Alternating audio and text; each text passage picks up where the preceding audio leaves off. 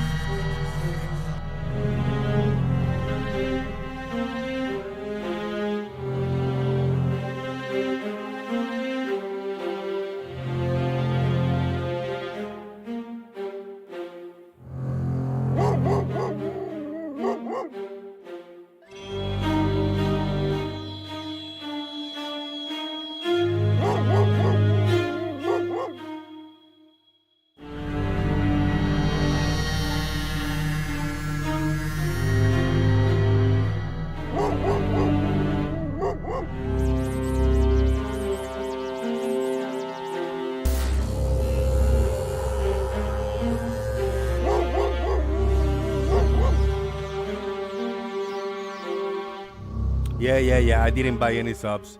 This is notification from the past few days where a few people have subscribed. I'm just giving them what they deserve now. Welcome. Thank you for being subscribed. Lots of people.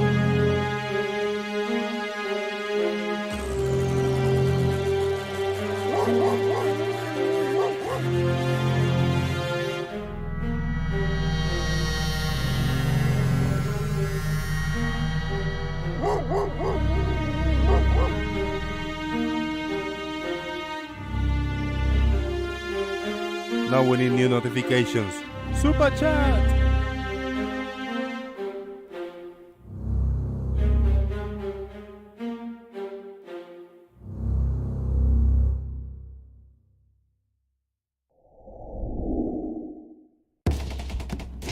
Are you ready? Call your mama, call your papa, call your friends. The festivities are about to begin. Boom!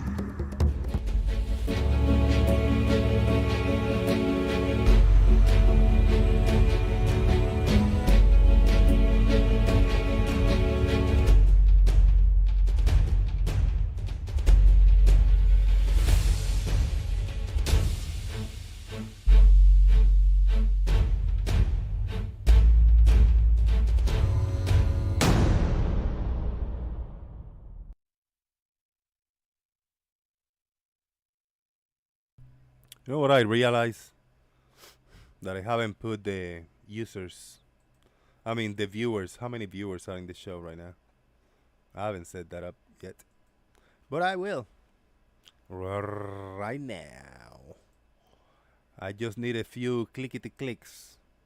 I need to add a widget. A widget is for viewer count. There you go. Viewer count. Add source. And we will add this up. Uh-oh. Now I need to move it around where it should be. This viewer count should be up here. Up in here. There you go. Now we got it. You know what? I'm gonna put a new widget. I'm gonna put a new widget. You know what I see over here? Widget is a super chat goal. A super chat goal. Okay, YouTube super chat. Let's see. If I add a super chat goal, how does this work? Title is a goal. Goal amount. The goal amount today is $50 in super chat. Okay, 50.00. Starting amount is 0, and it's gonna end after today. 0, 7, 0, 1, 20, 22. Let's see if it accepts. I don't know how this is. Super chat goal is title. Super chat goal. Sorry, I know you guys cannot see me, but visual settings. I don't know. I have no idea. Source. I don't know. Let me try. I just want to try this. Let's see. And where is it? I don't see it. I don't see anything. Oh, maybe it will show up when we get a super chat. Oh well. More viewers already than Arwin. He has had in his entire channel history 10 viewers. Shout out to y'all guys. 10 people over here watching. Hails to the yeah. Okay, when and if we get a super chat, we'll see if it shows up. It's in the bottom left. We shall see. Let me go to my main to my laptop and see if we can get visuals there. I'm on it.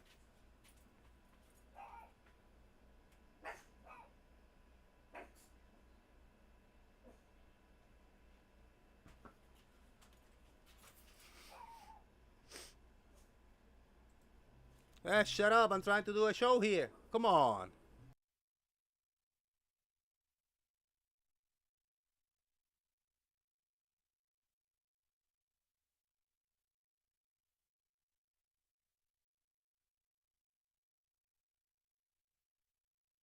Check 1, 2. The difference will be very noticeable, which is the sound. This sound is shittier from the microphone that I was just speaking.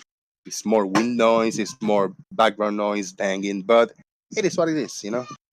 It is what it is. I should turn the camera on and share Squeaky Earth with you guys. All right, we have in the house. Hey, thank you guys for being here. Appreciate it. Hit the thumbs up if you haven't done so.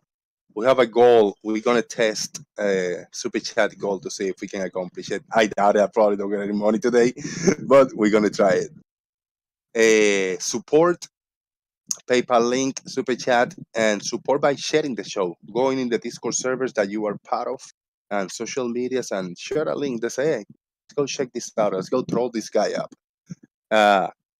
Everybody can be a part of these festivities.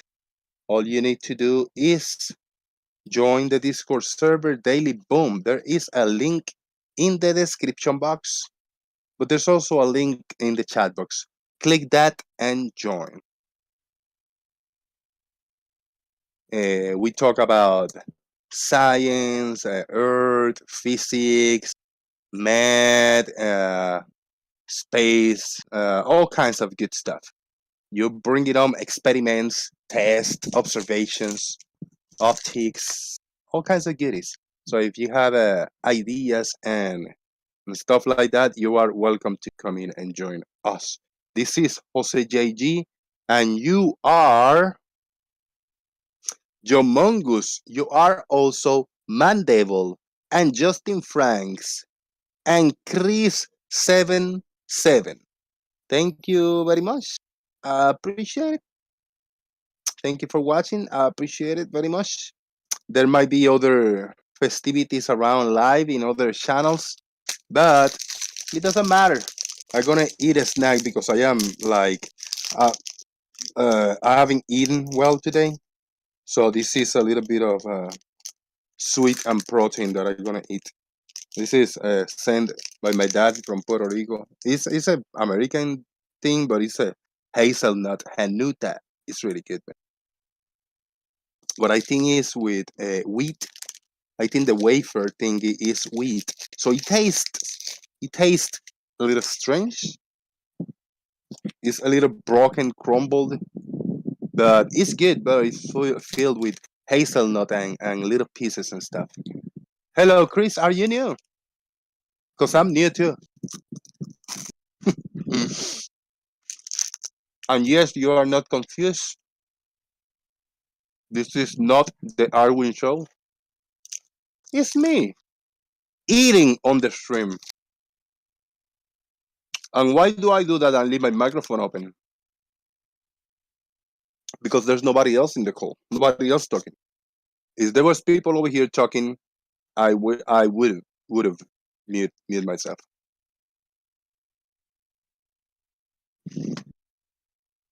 I can over power the sound. Squeaky earth, populated by frogs. Little kids, neighbors over there, they're gonna look over here when I squeak the earth.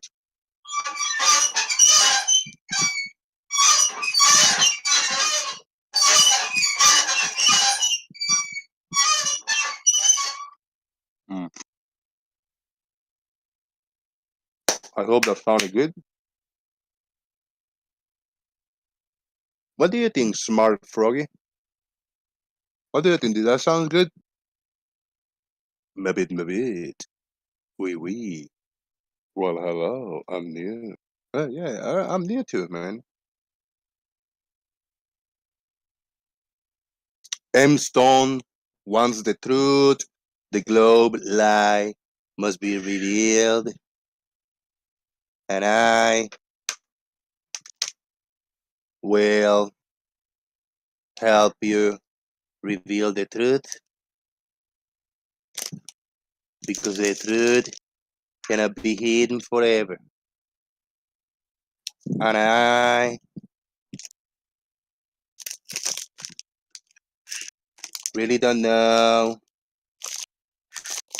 what words to say, but if I divide my words in phrases like this, I put my hand in my mind. I am the best impersonator out there from your good old ex-president.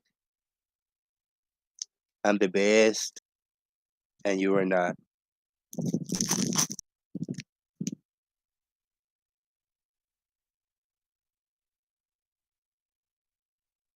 Shout out to Chris. Yeah, good. You are new then. I'm new too. Hello, I'm new. We are all new here. Mr. Malort is also new. Hello.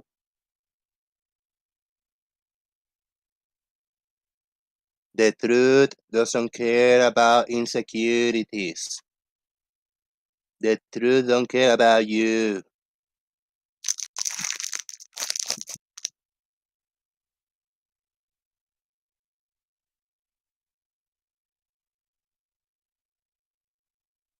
I have heard people tell me that I have an accent, and that is why people call me a racist. People tell me that I wanted to build a big structure to separate the people from the animals, but that is not true.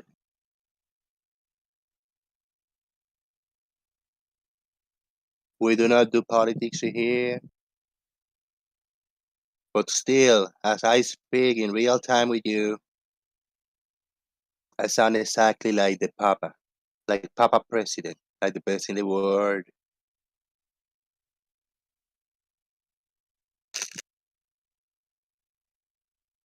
And I repeat, I don't care if you get offended by me eating the cracker, the sweet, the cookie, but there's nobody here, so I don't care. I don't know what got into me to speak like that. What the fuck is wrong with me? I really don't know. What the hell was it? Shame on me. Okay, we need to. It doesn't matter the amount. Not asking for much. We need at least a small super chat, 25 cents, 50 cents, a dollar, because I want to test a widget that I put it over here. If anybody getting me a super chat, we will look at the watch page and see if the widget works.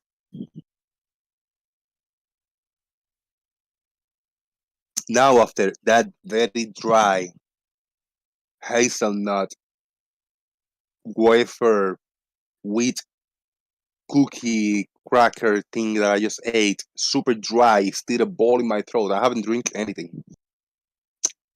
I'm gonna bring it down with a cheap cigar now, and then I'll.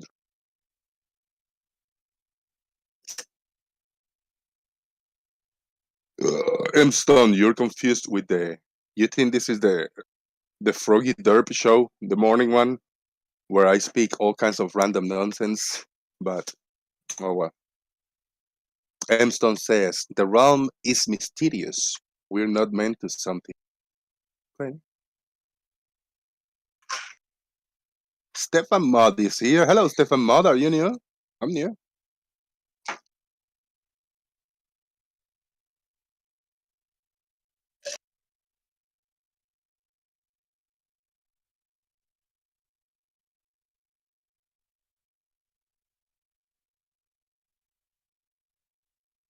There you go. I had to mute because the slurping and drinking, that's for another show.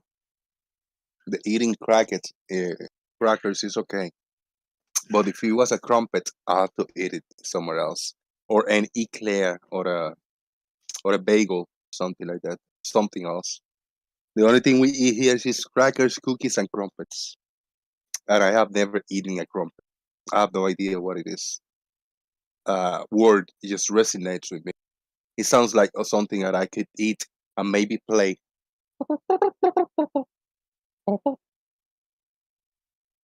I learned the trumpet keys. I was unable to play the trumpet because the mouthpiece was too small, and I had to it was too small. I played trombone, which the mouthpiece was a lot bigger, and then because I learned the trumpet keys, I played the baritone. It was like in between the trombone and the tuba. So the baritone, it was a big mouth, and it was a little bit of a curly, but not as big as the tuba. And then with the three keys, and I was able to play that. Dora Unku with the super chat for €2 for test purposes only. Only you, for test purposes only. You, e-beggar. All right. Let's see. It should be in the bottom left of the screen. I'm watching on my screen share capture thing. And it should have been a notification or something that there was a goal. What the hell? Why didn't it show up? Why the hell didn't it show up? What? That is unresponsible.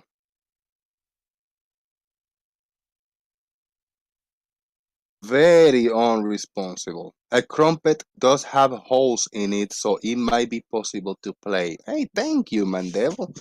Very unresponsible for that notification not to show. Let me take a little look.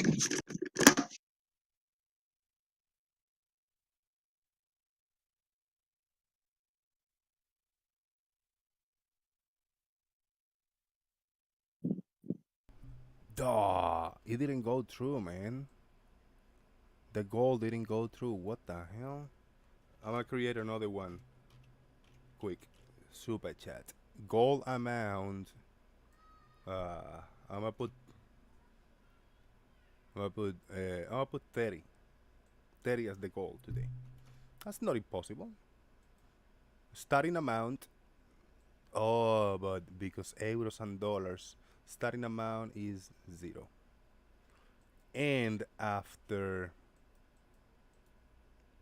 mm, the month is 7. Hold on. Okay, the month is 7, and the end date, I'm gonna put the 2. Maybe that's it. 2022. Maybe it didn't. Visual settings, we're gonna just the same. We're gonna just leave it like that, and the source, we're gonna just use it like that. And let me see if this, well, you see, it doesn't show. That's weird. It just doesn't show. Layout, condense, no, standard. Hmm. Yeah, I don't know how to do this. It just doesn't work. Yep. I have to practice one day. Thank you very much. I appreciate it, but it's just not gonna work out anyway. Oh well. Let me delete this then. Switch that goal is no good. Okay. And we are all ready to continue. Sorry about that. 16 people watching, that ain't bad. Hell yeah.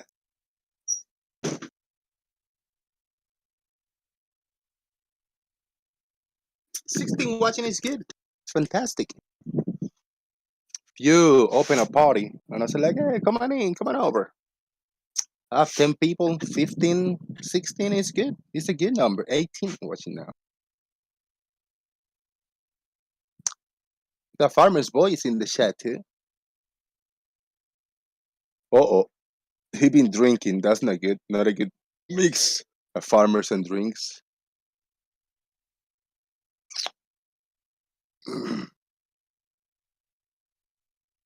There was a high and on hide option on the widget, yes. And I had it in the top of the list on hidden. It just didn't work out.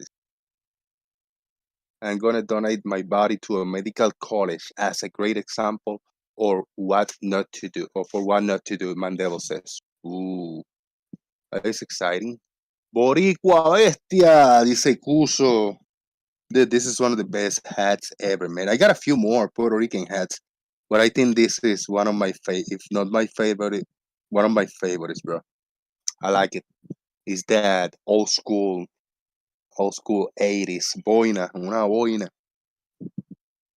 I don't know how popular or famous they are in Puerto Rico, but I like them. My dad, one of my brothers, always used it, and my dad is a boina guy. He's a boina. How do you call this type of hats in English, guys? I mean, for us, it's a boina, but my dad uses dark colors, and my brother uses light colors, khakis and whites. My dad browns and blacks, and I like the colorful ones, flag ones, and the designs.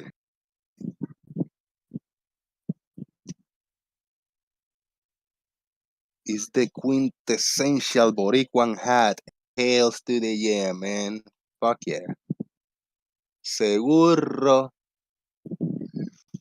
I'm sad because this orchid broke a little branch and it's getting a little sad. I got an orchid right here. A little branch broke and it's starting to get a little sad. But it still has life in it. Orchid. So the branch broke like inside there somewhere.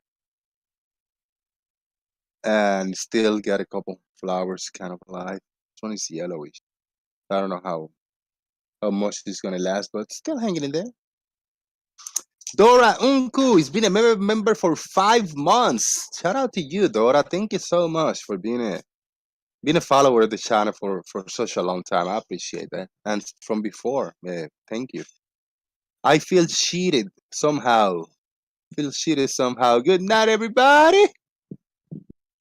Go to sleep, Dora. Thank you so much for your support, and I apologize. That the gold super chat didn't work out today. It is what it is. I'm probably not gonna have more super chat, but maybe I already have some money in PayPal and I haven't checked. Let me check. See how the psychology works. Or I think it does. I think that by mentioning that I'm gonna check on the PayPal, somebody's just gonna give me money just because of it. But hey, I gotta try, right?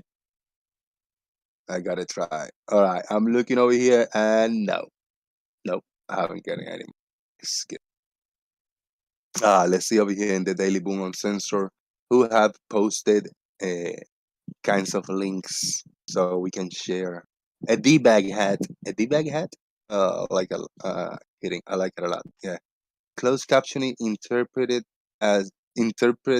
that as a boner hat. Yeah, right. A beret, a golf cap. Golf cap. No, a beret. All right, let me Google beret. Beret. Beret. B-E-R-E-T. Beret. Beret. Images. Well, a beret is a French. It's kind of a French. Let me put here boina. B-O-I-N-A. It is in Spanish. Boina in English. Boina hat in English. Let's see how it. Hold on, but I want to know the a beret. Wow, boina means a kind of hat typically in Spain similar to a beret. But nowadays, we also use the word to describe a layer of pollution in the sky that forms in big cities, which doesn't allow us to see the sun, clouds, or stars. Let's see. Oh, shit. Who's here? It's a silent T. What's up, man? Bear, a beret. Beret, yeah. Beret. Okay, a beret. Why did I call it beret? My English is not very good looking, man. Beret. All right, so that's it. But the most normal, yeah, beret. But this one doesn't have the thingy in the top. It doesn't have anything. It's just plain, straight up. All right. Or just a boina hat. Fuck it, because boina is the name in Spanish. B-O-I-N-A. There you go. What's up, Bug? Earth is hat. Changed my mind. Sorry, go ahead, man. Did you take a look at that link I sent you earlier? I clicked on it and I opened it, but I didn't. Oh, I watched the intro. That this one girl said, like, yeah, I'm gonna survive like 2 days in the Arctic, sir, in one of the coldest place, and let's see how that goes. Something like that. I saw that the first 30 seconds intro. You know what? It's not very scientific in any way, but it is a really good showing of really what it takes to be able to go to these places and why people don't go to these places. Okay. So it could be interesting to I'm gonna open it up. I'm gonna share the screen. I'm not gonna play the whole thing, but we'll scroll over, kind of scroll over and see, what the video is about, because this is from a big channel, and they got their paid promotions and they got millions of subscribers. The channel is Physics. Do you want me to give you a couple of timestamps for a couple of interesting pieces? If you want to, yeah, I'll take it. Yeah. Well, there's one there where they go for a walk around the camp and they look at her phone and look on the GPS tracking. Right.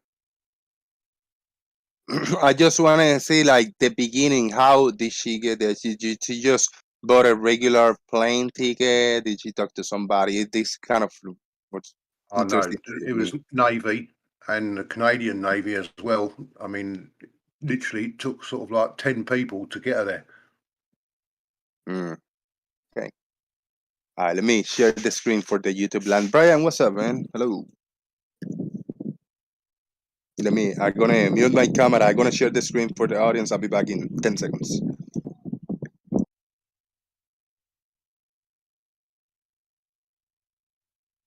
What's up, Brian?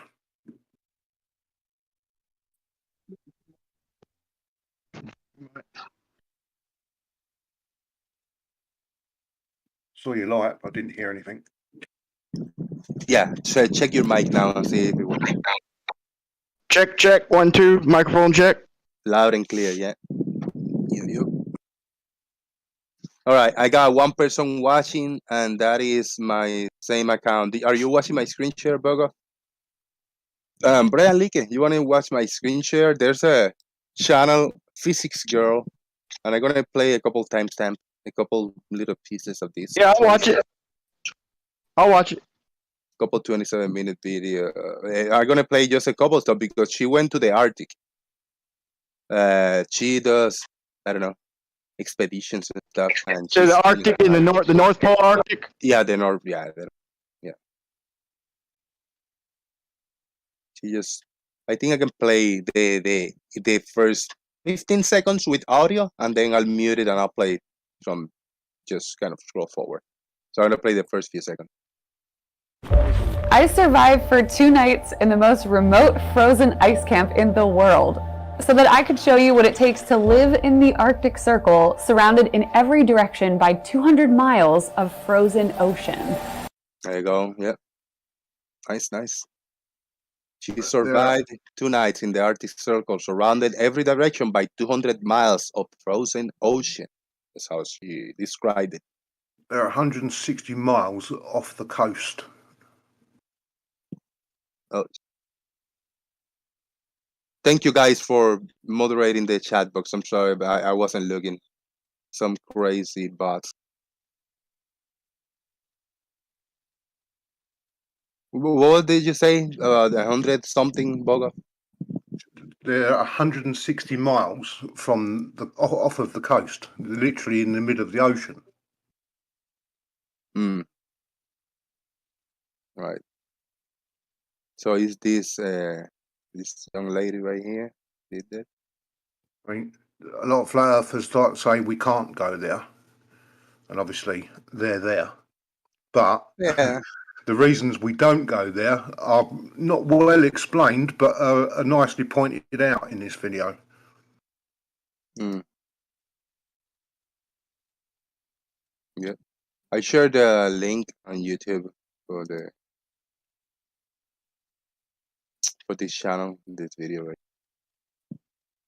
So there's a bit where, say, they go for a walk and they look at the tracker on the phone, and she's obviously getting a GPS signal 160 miles out in the middle of nowhere. And not only that, but even when she's standing still, it's moving. What is moving there? The ice. Oh shit! All right. Oh fuck! I gotta refresh this. Blind. Haven't heard of. Pause. So yeah, there you go. Look at that. See, play a few seconds. On this plane forever. Okay, maybe like 3 hours. And then I would get a sore butt and have to use the bathroom. They're going over there. Woo-wee. Is there a specific airport or they just land in the, I don't know. They land on the ice. Just in the ice because it's all just. Ooh. That's She good. says right at the end of the video that when they was actually surveying and looking for a place to put the camp, the place they chose, once they got there with all the equipment, was all broken up and was no good, and they had to find somewhere there and then. But they've had. Hey, did you see that Russian footage, man? Did anybody see that Russian footage from the airplane with like the whole? I mean, it looked crazy. Whether it's real or not, I'll leave that up to the viewer. But it shows a hole in the earth, at the North Pole, and it's from a plane, so it looks like it's about like almost a mile across. It's hard to tell, perspective, but it's like you see light, you see water kind of pouring over the edge a little bit. It's not real crystal clear on up out of there.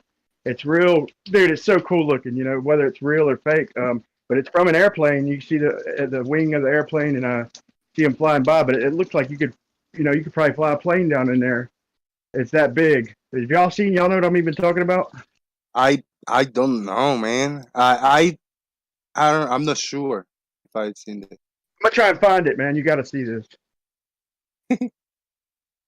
All right, that could be good. That could be that jewel, that piece of information There you go. that someone's been hiding from me. From You just went through it. sorry. I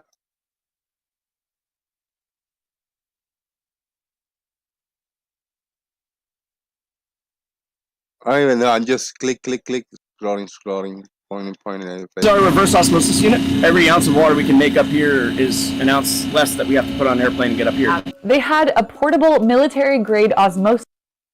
This people is ready with military equipment and Yeah, but she actually have like a half-hour lesson on how to have a shit. really?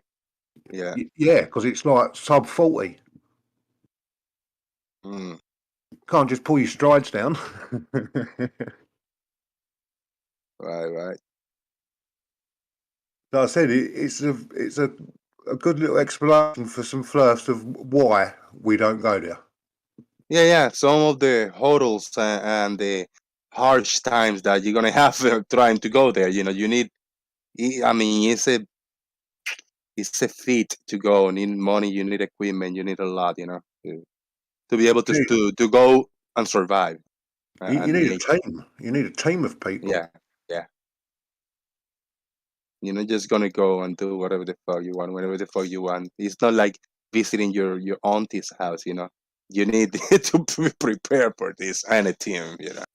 Yeah, I mean, these people are professionals, and she admits, she said it's taken basically 10 people to keep her alive for 2 days. Yeah, that's crazy.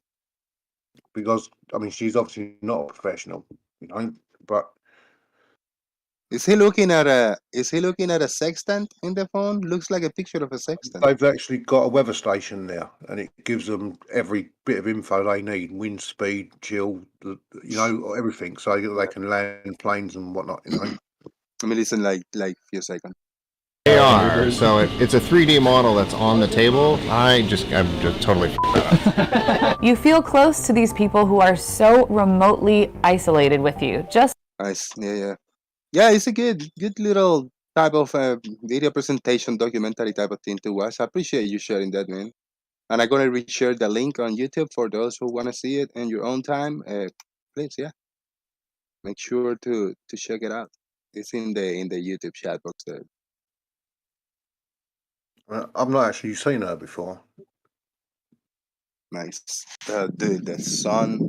I mentioned once that there's a half an hour window in here where I sit, where I do the shows, where I sit down and I hang out. I got a little roof over my head, and then there's the neighbor's house, but there's a gap between the end of the roof of my head and the start of the neighbor's house. There's a gap in there that is, I don't know how many. I don't know how many degrees or something is in there, but the sun, it takes like half an hour from the sun to go through the path, and it's just poof, just brilliantly on my face, and it is in an angle that is getting closer to sunset, but it's so bright and so overwhelming, the clarity, and then it bounces to a window in one side, so we got the sun directly, and then the window a little to the left, all the two suns just banging on my head. Overwhelming. Brian, where you at? You got that?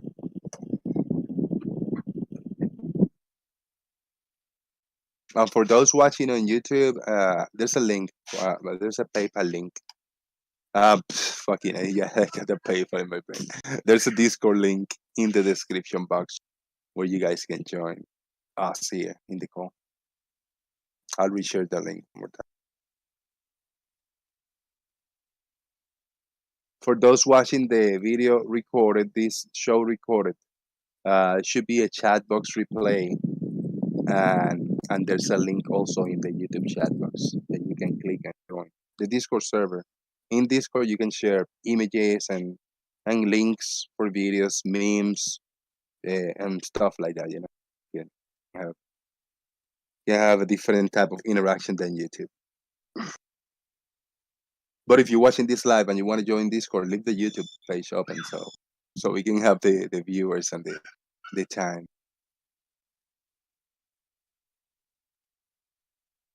Is Gary Webenga just a word salad generator? Asking for a friend.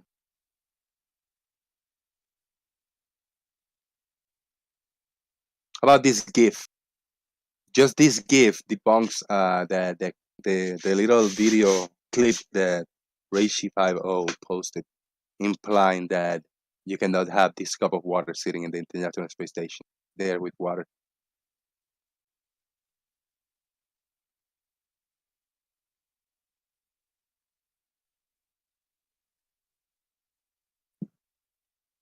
M-Stone thinks that Stefan Mudd is a mass psychotic. He's in a mass psychosis. Sit there. Sup, neighbor? All is good. I'm ready for the fort to be here watching around me to see who throw the more fireworks. Yeah, I got a view over here. Right? There was I don't know if you heard it, like a few nights ago, there was a few test run over here. There was a test run of like 2 or 3 big booms over here. Yeah. The first one scared the shit out of me, man. It caught me off guard. It was a big one. Yeah, earlier there was that lightning, but the storm, kind of passed close, but it didn't hit us, huh? Right? See? Mm. That time of the year, man. Any day could happen. We gotta be expecting it every day. That's it. Yeah. You too, man. Good talking to you. It's a cool neighbor I got here. I always say hi when he walk by. All right, I heard a ding dong. What's going on here? Brian, you back? Here, give me just a second. All right. Don't worry about it, people. I'm not gonna flash smack anybody, any neighbors. All right. I'm not gonna pull any Thompsons over here. Bogov, what the hell is this, man? That's the map of where they was. Well, that's the map of where they left the coast. They left the coast. The people on the video that we saw. Yeah. Remember that camp is in the middle of the sea. All right. Wait. Beaufort. This is Beaufort Sea. Is this the North Pole? This? I'm confused. Yeah. Really? Okay. Okay.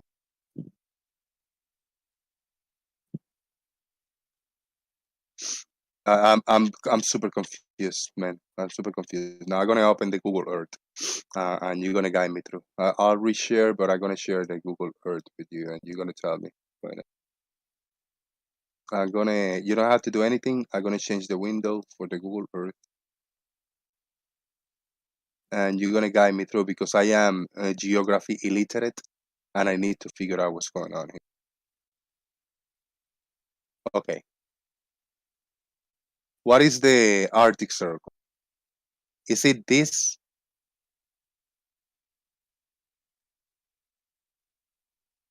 Bogov, you gotta help me, man. I have no idea about this. Sorry, I'm flipping between screens.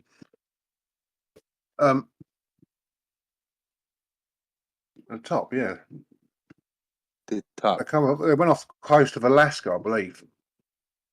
Okay, you gotta help me out here, bro. I don't even know what Alaska is right here. I promise. I swear, I promise. Is this Alaska? Let me flip back. This is Greenland. Okay, we got America, and we're getting up, and away. I know we got Russia over here.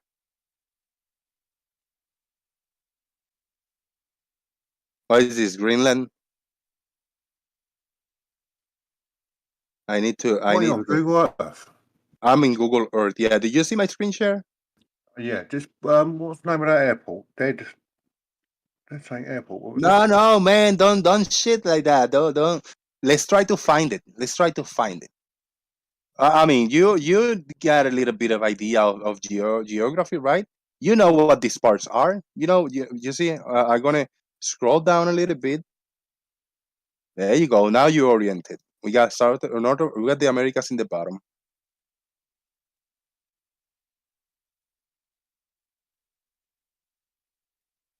I don't know what any of this is.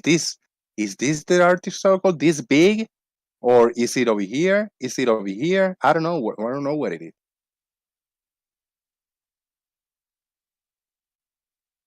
I really don't. Anybody that would like to join, that would like to guide us and help me out, say up, down, to the left, to the right, zoom in there.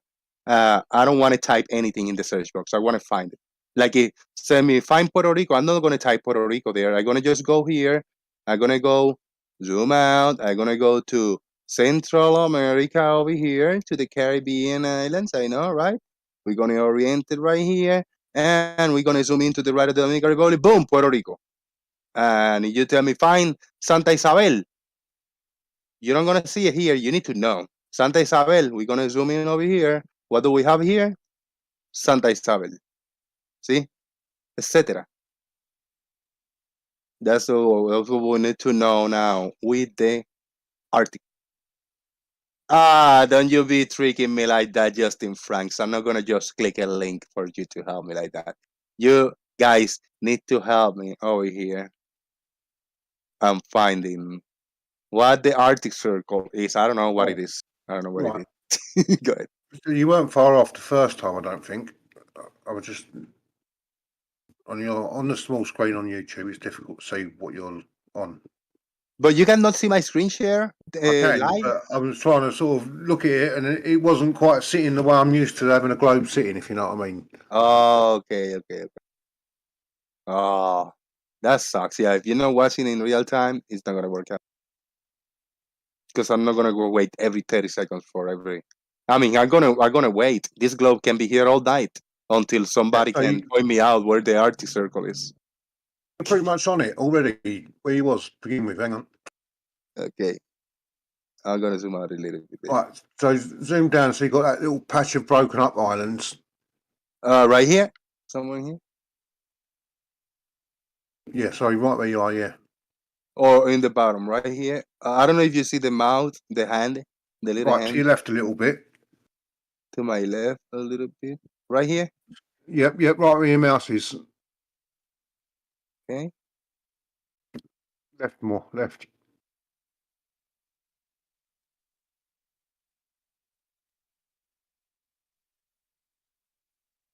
You watching in real time? I'm watching YouTube. Oh, no, it's not going to work out. I'm going to zoom out again. No, it's 30 seconds. It's too long. When you give me the first instruction, I'm going to be in the second, and we're going to get lost. Yep. No, it's 30 seconds delay in. Every time you tell me, and YouTube shows. If you don't watch it in real time, it's not going to work out, man. Yeah, but even on the Discord, I'm just getting a YouTube link. It's not like on my phone where I can watch it on the app. So if you click, is it what? Yeah, but did you click on my name? So yeah, I gotcha. Yeah. There you go. Yeah, so right, zoom in where you're. Okay, North America, right? Now I go. Now we go, right? Okay, zoom in. Where do I go here? And go down a touch and to your left. Down and to the left. See that ring of dark blue? You've got a little patch of light blue close to the edge of the land. Right here, On your screen. this right here. I can't see your pointer. You don't see it? Little hand doing the big circle.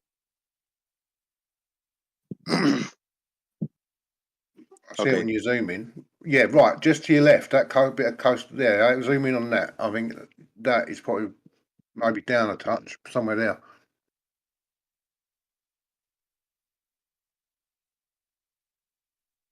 View for C. We're in view for C.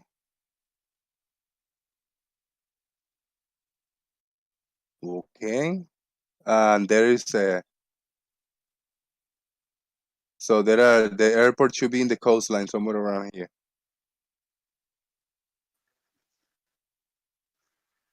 I think that's pretty much north. Oh, you broke up. Maybe it was me.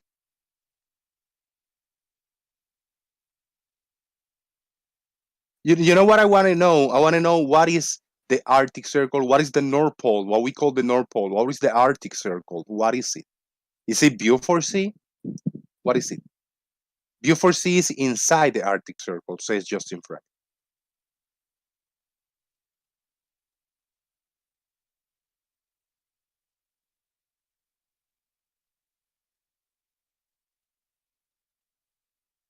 What is the Arctic Circle? Because if I zoom out here, this is big. This is gigantic. It can fit almost, I don't know, the United States over here in this big circle. Is this the Arctic Circle?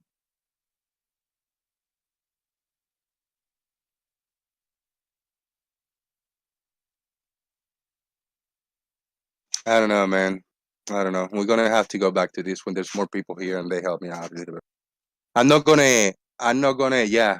But if you help me out, saying me up, down, left, right, uh, we need to look by looking at this in this format of the Google Earth. People should know where the Arctic Circle is. And nobody have telling me anything. They giving me some random numbers like coordinates or something. I'm not gonna do any, I'm not gonna do any cheating over here. We're not gonna do that. You're gonna point me no to the left, to the right, up, down, zoom in. That you see from the up. What I say the Arctic Circle is from here. People on YouTube should be able to see my pointer over here, all the way down over here, and then I guess I'm gonna close it down here in these three little islands, in these three little patches of iced islands. And then people keep telling me like Northern Canada, Greenland. I know this is Greenland. I don't know where is Canada. I don't know what is Canada. There's a bunch of crickety crackety lands in here and broken up pieces over here. I don't know if this is Canada or not. I'm map and geography illiterate, guys. So I'm gonna sit down here. I'm gonna look at the map and read in the chat until somebody help me out. Maybe Bogov wanna help me out here too.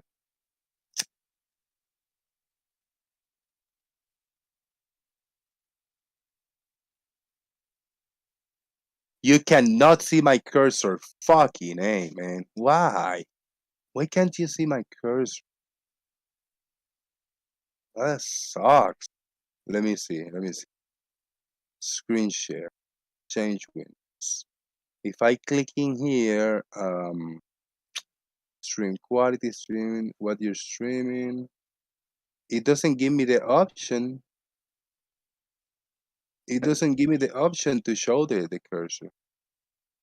Ah, but you can see my cursor on. Let me go here. Now I'm in this. I'm in here.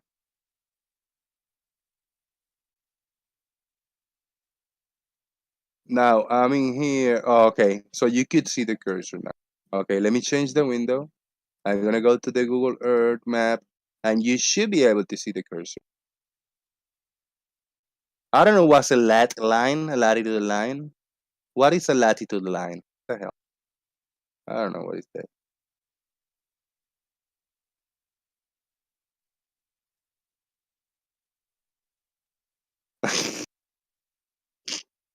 I'm such an asshole.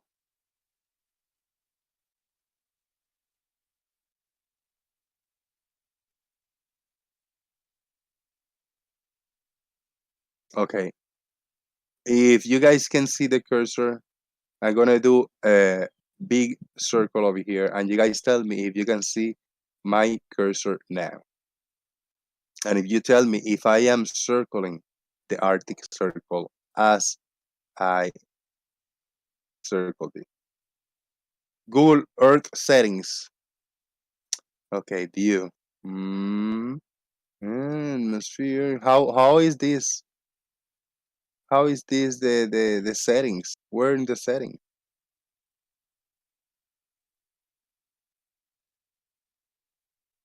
There's nothing for the cursor in here. Tools. Yeah, there's nothing for the cursor in here. That's it's in Discord setting. In Discord screen share settings. That's what you should. And if I show the cursor in the Google, in the interwebs, it should. Okay.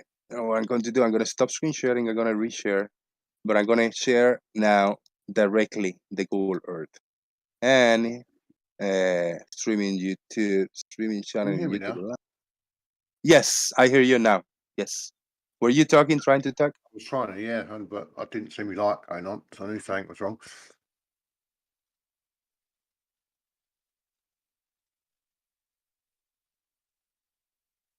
Grid. No, no, no, no, no, no, no, no, no. I don't want to watch no grid. I don't want to watch no grid. I want people to point at me. What I wanted to find out is how to see. You guys are telling me it's in the Google Earth. I thought you were talking about the cursor and the mouse. Shit.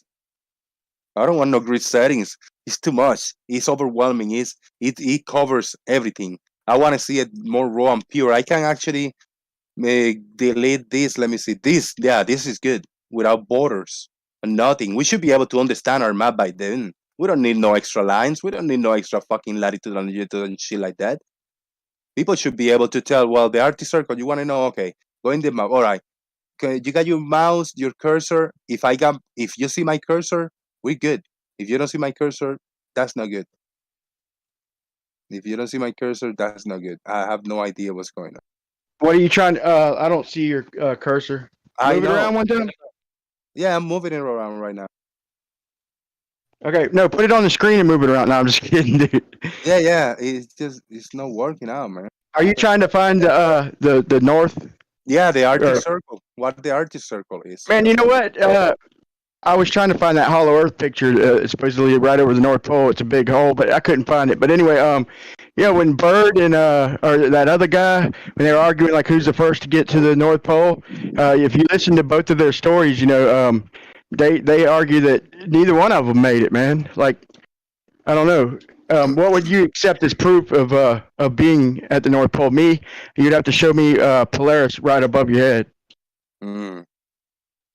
First, we need to. If I had my cursor, first we need to locate in a map like this. Raw. I don't need no extra borders and labels and latitude and latitude, longitude. I don't need any of that. If you tell me rotate and put the orientation this way, and then if I point with my cursor, I'm doing a big circle around here because all this actually I'm kind of covering. This is what I think the Arctic Circle is. All of this. But nobody have telling me because you don't see my cursor, pretty much.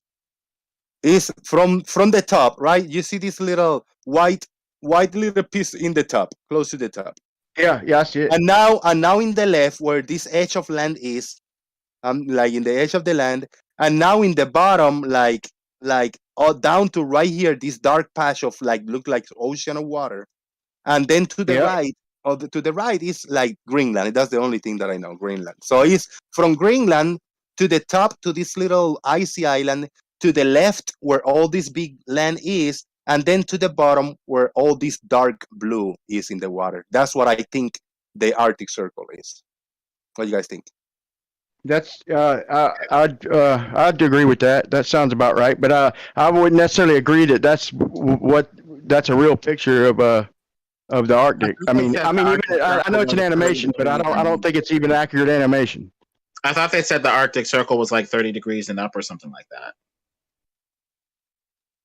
Or rather, 30 degrees from the North Pole. So it'd be like, what is it, 60 degrees and up to 90 degrees. I thought but I'm trying not to use any of the numbers or the latitude, longitude, so none of that. I'm trying to do it visually. You see that red path that I drew, right? Now we got something here. Yep, we see that. Now we got something. I was like, going. Whoops. I was like, they left the coast. They left the coast on that off that airport there and went north 160 miles. To the left right here. Russia, to the left right here.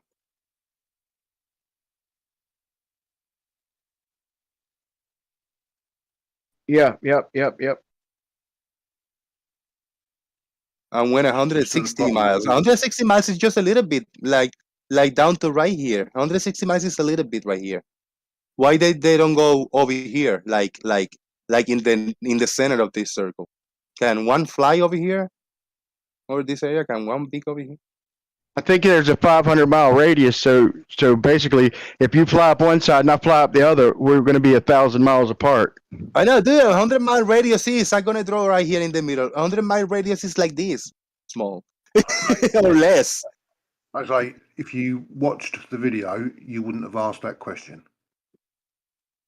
Yeah, but it's a What video? It's a 20+ minutes video that I'm not gonna watch now for us to figure out where is this Arctic Circle and where the North Pole and Arctic Circle is. That's all I need to know.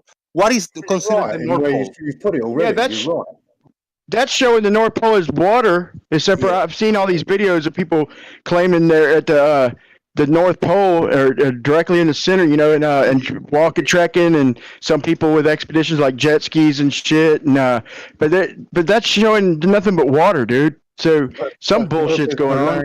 Look how big it is. Land under the ice. What I'm looking at is look how big it is. Compare this size to the size of America. Is that big?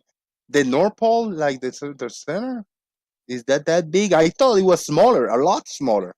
You should take you should size up the width of Antarctica and then draw the line of what it would be if we moved it up there. Antarctica should be a lot bigger. Well, actually, man, not much, man. I think it's very close to the size of the north. Look, north a little smaller, but not too much. Well, as far as we can tell, there's missing sections on the maps. If you go by the old maps, like the Piri Reis, there's a continent in. There's a continent in the north with 4 rivers running from it, so these maps are probably fake and missing key sections. So the North Pole appears to be definite. You keep kind of breaking up on and off. Oh, sorry. I was just going to say the North Pole appears to be just defined as some arbitrary point. You can't really see it on an accurate map because it looks like the maps are missing key sections, including the actual North Pole. Maps look fine to me. Real signals say the grid specifically show the circle in yellow. Draw a circle around it, then shut off the grid. No, that's cheating. That's cheating. You should be able to realize. It's like I told you. If I tell you, go to Puerto Rico. Oh, let me do it very easy and type here Puerto Rico, and then find it like Italy.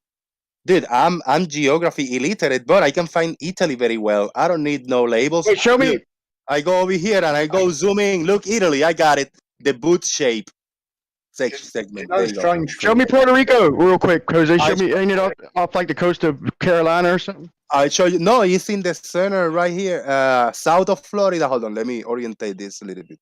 You see Florida right here? We go to the south, we got Cuba. We got Cuba here. Then we got Dominican Republic and Haiti. And this is Puerto Rico right here. Oh, shit. Yeah. It's only 100 by 35. 100 miles left to right, 35 miles up and down. It's like a close to rectangular shape. So how far is it from like the tip of Florida to Puerto Rico? Roughly. Not sure, a few hundred miles. I don't know. Want to If we had a say good boat, 200? if we had a good boat that we could average about 30 miles an hour, we could get there in about 10 hours, maybe 10, 12 hours. Yeah, let me see. Let me put in miles. In miles, right? We like. Where's the miles? Yeah, miles. Okay, miles. It will be to the tip over here. Oops. A pad, a line should be from here to Puerto Rico from the northwest of Puerto Rico is almost 1,000 miles, bro. 960 miles. 1,000 miles, damn. So Yeah, man. if we was going 50 miles an hour, it'd take us 20 damn hours, and we couldn't go. I don't have nothing, or ever had anything to go that fast. Damn, that's far. I thought it was less. I think it's like 100 miles from Dominican Republic to Puerto Rico, like from the west coast of Puerto Rico to the east coast of the Dominican Republic is a lot. I think it's 100 to 150 miles, maybe. And miles from Clickety here to here. 68 miles. Look at that, to the tip. 69 miles. Yeah, and then I think Cuba is like 60 or 90 miles, I think, from the tip of Key West, which is like kind Yeah, of right. south of. Yeah, it's kind of the It same. just doesn't seem that far. It doesn't seem like it'd be that far, man. Yeah. It's 100 miles, 110 miles.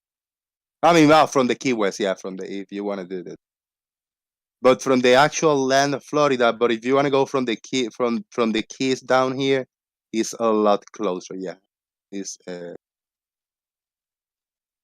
about 70 miles. 70, 80 miles. How far you think you could swim before you died?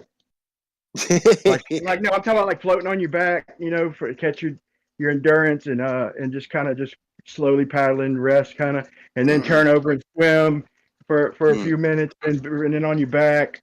How long you think you could or how long and how far you think you go? About.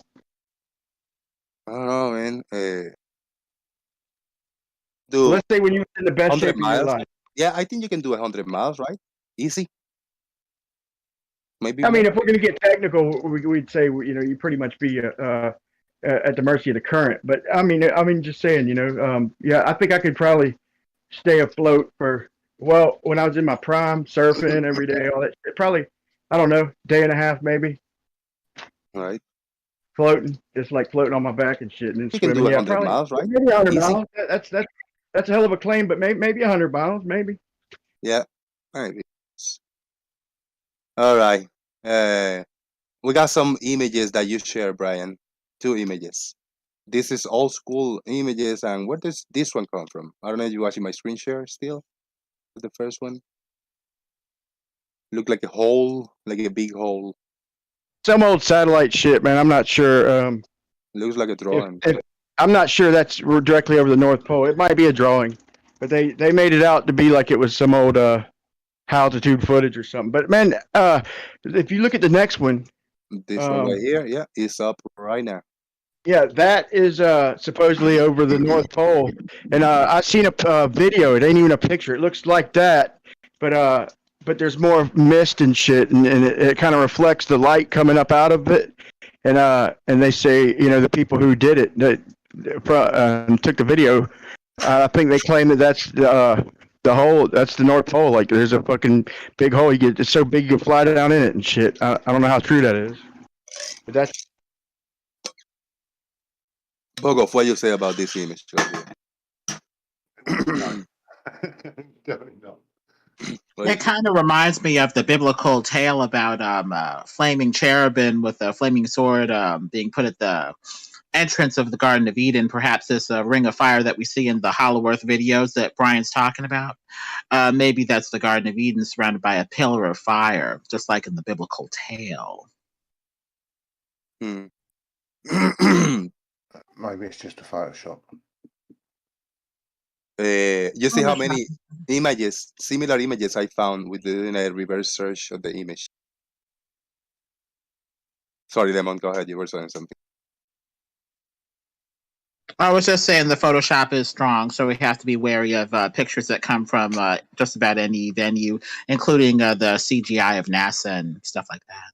Exactly. That's why the one I posted was taken with a camera by a person.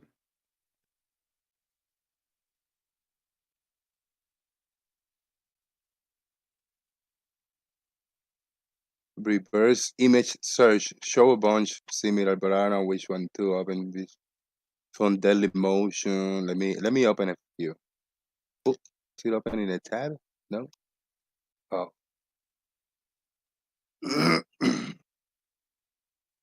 All right. Hollow Earth, fact fiction from Admiral Byrd. Oh no, no music, no.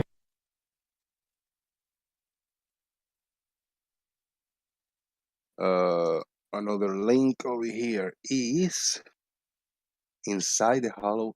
All right, okay. So I know I can open a few links if I click and then let me open up. Okay, there we go.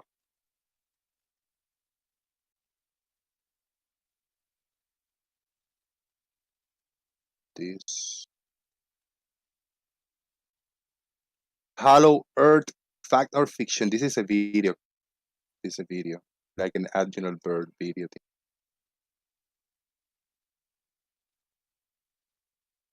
You want to watch it? You want a link for this, Lemon? Watch it on your own time. There you go. I think I've seen the video before. If it's got like the circle of flame around the North Pole. That's what I was trying to find, Lemon. I couldn't find it. That's the closest thing I could find to it, but it looks similar to that. But it's a video, and it shows a plane flying over it, and it looks like that. You know, they're flying. It looks like it's about maybe like half a mile or a mile across from the airplane, depending on how high they are. But it's a video, so wherever it is, it appears to be a real place on Earth, whether it's the North Pole. It raises a lot of questions. This is the polar entrance to inner Earth, they call this image. In 1947, Admiral Byrd would have given the first scientific evidence of a hollow Earth. A lost diary reports that the explorer went on a mission to fly over the North Pole. It was not his first trip there. Actually, Byrd was the first person to fly over the North Pole in 1926. The second time, however, he discovered the entrance at the North Poles and flew through the hollow Earth, where he observed other civilizations, an enormous herd of giant mammoths, etc., etc., etc. There's a lot more in this article, so I'll share this article with you guys. It's interesting. Look, we talk about the Agartha also right here. This is what you were talking about earlier, Lemon. Probably. Creatures. Weird Talk about creatures. Agartha? Yeah, you didn't mention. Oh no, you mentioned this 4 lakes, right? Something about 4 lakes. You mentioned. Yeah, 4 lakes yeah. coming from it, like the Garden of Eden description. Okay, yeah. This is something different. This is a image of this hollow type of map of the hollow Earth, the accepted map to the hollow Earthers. I'll put a link. I put the image in the Daily Boom sensor of that hollow Earth. Look at that. Yes, bunch of details. For those who think they can be possible. How about that? So this is look at that, the inner Earth and realm of Agartha. This is for the hollow Earthers. I'm gonna copy a link for this in the Daily Boom. These links will be posted in the Daily Boom sensor. So if anybody wanna see them, you gotta join the Discord. Click on the links and look them up.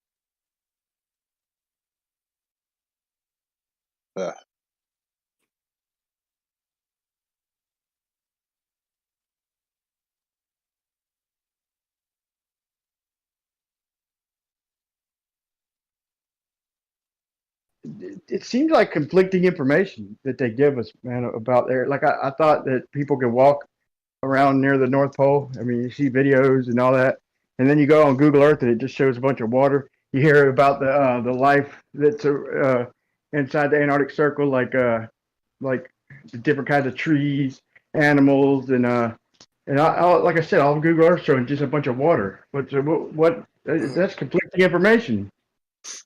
Hmm.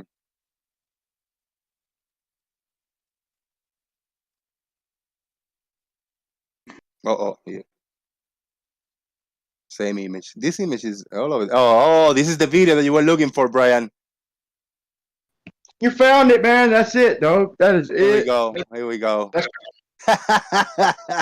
There you go. That's the video. How about that?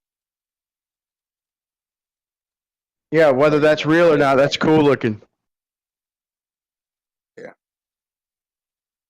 I think the guy who filmed that, man, like he's like ate up with the area, you know, trying to discover shit, and he's got money.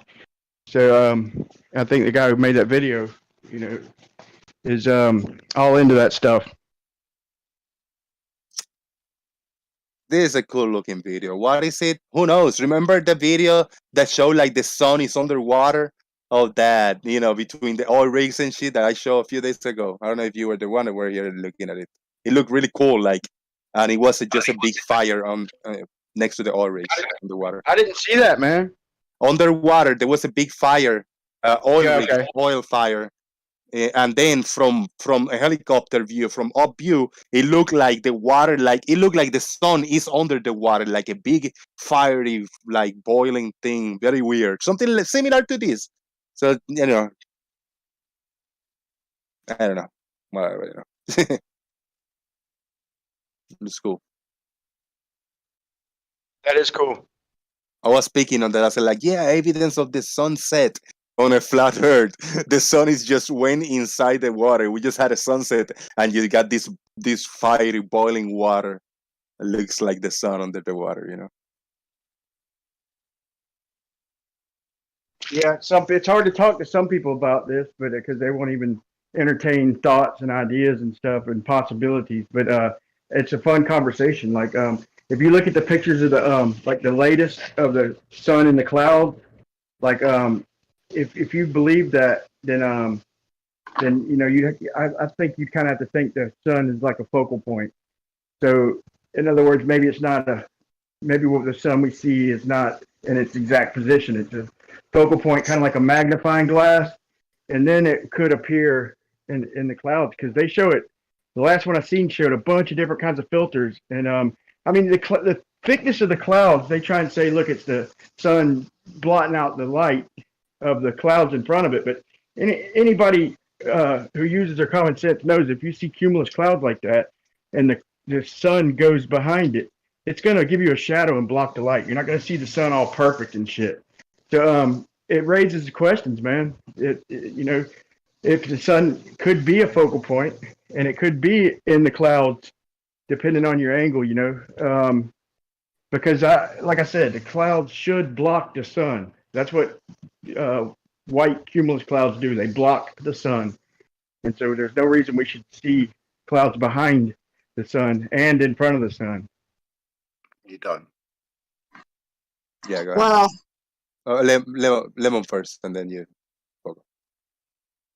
Well, I was just gonna say, you can have a washout effect with all the focused light, making it look like the sun is in front of or behind something that it's really, you know, not in front of or behind of necessarily at all. It could just be a washed out effect from all of the light that the sun is, you know, shining, where actually the clouds are below the sun, you know.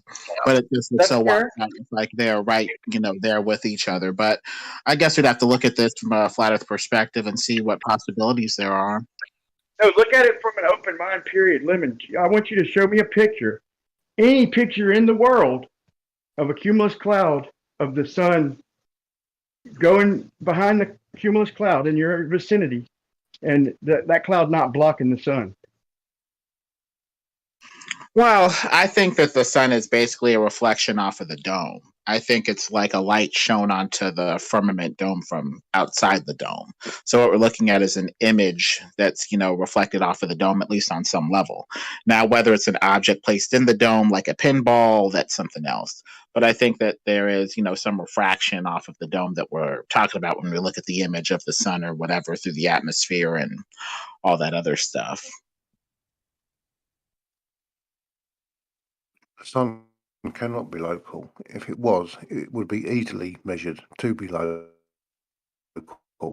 And you can't because all the measurements conflict when you try and do so. Well, it looks like to make Yeah, if it's a the focal point, bro, all that's out the window. If it's a focal point, bro, all that's out the window. Well, in other words, go ahead, Lemon. they had the distance change from like 33 to 93 million miles over 2 centuries. And so it looks like they just assumed that the Earth was going millions of miles through space to make the legs of the triangle to triangulate the sun be extremely large. But if you take away the assumption that the Earth is moving through space millions of miles, you get a sun that's roughly 3,000 miles away, if that.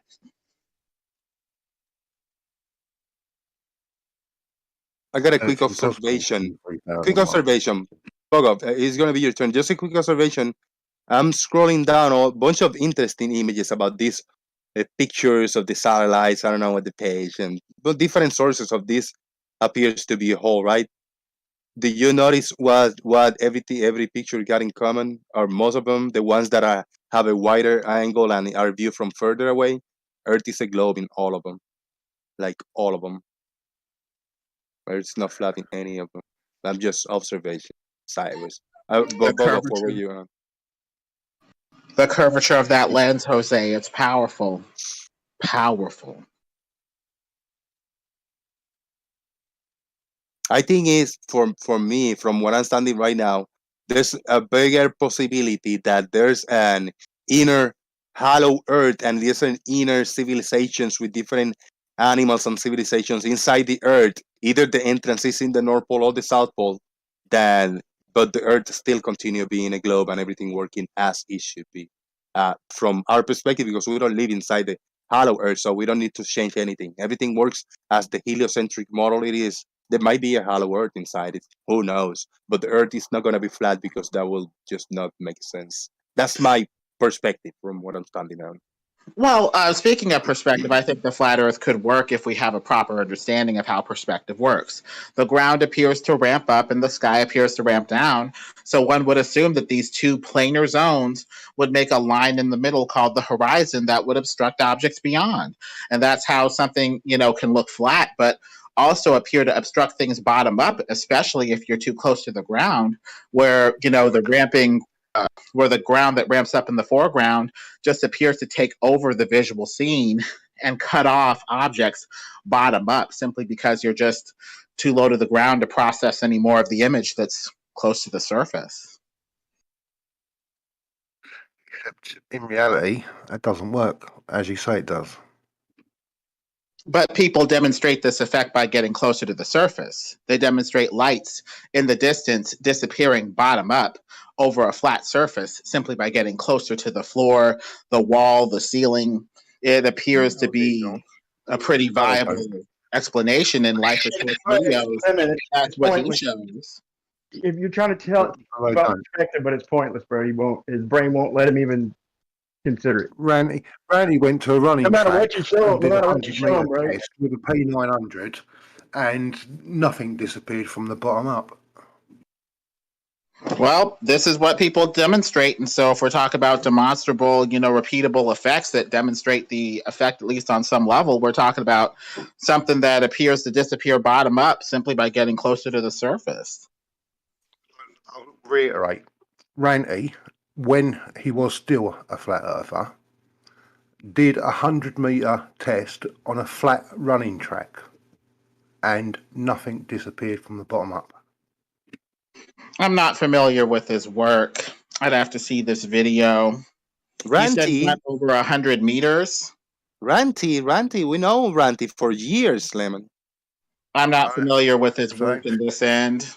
You never saw his video, his work when he was a flat earther, and he did so many dozens and hundreds of pictures and videos and present them in the Nathan, and then he did his rounds around showing all his observations. The only thing I remember was his interviews. I don't remember him doing any measurements or anything like that, but I didn't really follow him like that. He was known as the globe hero by us when he was a flat earther. Maybe that's why when people mention him as the globe hero, because he did a lot of observations with things disappear from the bottom up, and he presented them all as a flat earther. and he attempted to explain them. But we didn't need his explanation. We needed his observations and the data provided. He did that. Then, if we muted what he was showing, the observation he did, if we muted his voice, attempting to explain what was going on a flat Earth, we could all see that the Earth is a globe and everything works perfect with the curvature of the Earth.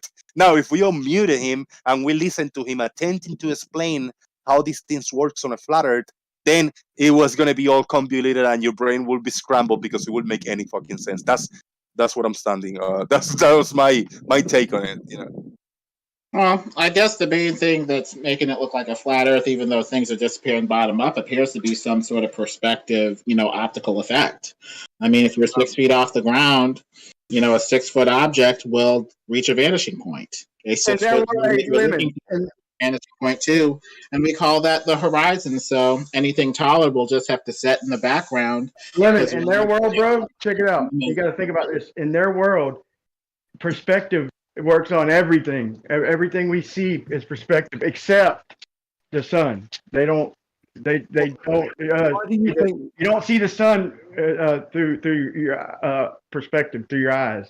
It's different than everything else. So everything else it drops as it goes down in the distance. That's perspective. But the sun, no, that's us spinning. The sun doesn't change in angular size. It changes size with a filter and without one when you do pixel by pixel analysis. Are you trying to say it doesn't change enough for math or something? Okay, even if it doesn't change size. Even if it doesn't change, if it's a focal point, it wouldn't change. That's the definition of the focal point itself. So all these things you see with the sun behind the clouds, I mean, in front of the clouds, the angular size not changing. I don't. I mean, do y'all even understand what we're even saying? Whether you agree with it or not, do you understand what we're saying? Well, you're saying the sun is close and local. We understand, yes, but it's not. Well, what elements would help the sun? The size change. We don't notice the size change. Well, what elements would help the sun preserve its size? As we know, an object that goes away parallel to the ground in perspective will dip toward the horizon much more dramatically if it's higher up than when it's closer to the eye. You can see this phenomenon when you get up close to the ceiling. The ramp that the ceiling looks like it's going down appears to dip much more dramatically when you're further away from the ceiling than when you get closer to the ceiling due to perspective. And the sun would be no different. So when the sun goes toward the horizon, it would tend to set early because it is ramping extremely dramatically toward the horizon while preserving its size. It would have the most dramatic change in size with if it was close to the level of the eyes before dipping, to the horizon and setting early effectively. And so it basically disappears before changing size that dramatically. Lemon, according to you, the sun is 3,000 miles up, and when it's set, it's 6,000 miles away. So, and I didn't even talk about the hypotenuse, which is more than 2 times. So it should be half its size. Hypotenuse. Well, that's based off of idealized math, but vision doesn't break down to perfect math like that. You'd have to show a unit of vision that you're looking through that you can count out to justify that math. Like when you count out a dozen eggs to me, I have 12 units of a dozen eggs that are unitized and quantized. But with vision, I don't have that. So on that level, that math that you're invoking with this trig, this idealized trig saying, the height divided by the distance should be this much, tangent-wise or whatever you're talking about, it's just clearly not justified. And if you're too close to the surface, it will set early because your eye simply cannot symmetrically process the image. It just can't. Well, you just said we don't have the maths for it. Really? We have the trig. Why do y'all demand the trig? You gotta know the height. When your model, show me the trig for the sun, please. You can take a camera, take an image of some object that you know the distance to, double your distance, and take another image, and we'll count the pixel, and you see it's exactly half. Yeah, but my point, it doesn't triangulate out to 93 million miles. Even if we're on a globe and we do the math, it does not triangulate out to 93 million miles. So why are you demanding that our shit work perfect and your shit doesn't work, bro? It's general math. It's not perfect. I mean, keep in mind that the ceiling appears to ramp down much more dramatically to the level of the eyes when you're further away than when you're close to it. What math covers that? The math that I see is appears to mostly be built on constants. And so, as far as I can tell, this math is idealized in general, but not necessarily prescriptive for what we would or would not see. It's just a general guide. That's it.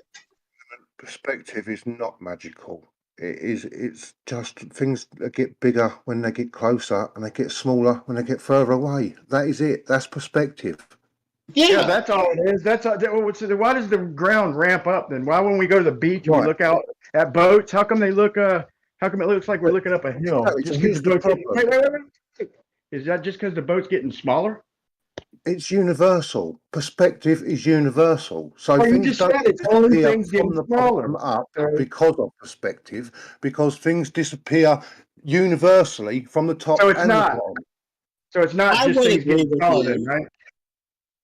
Perspective says that things get smaller as they get further.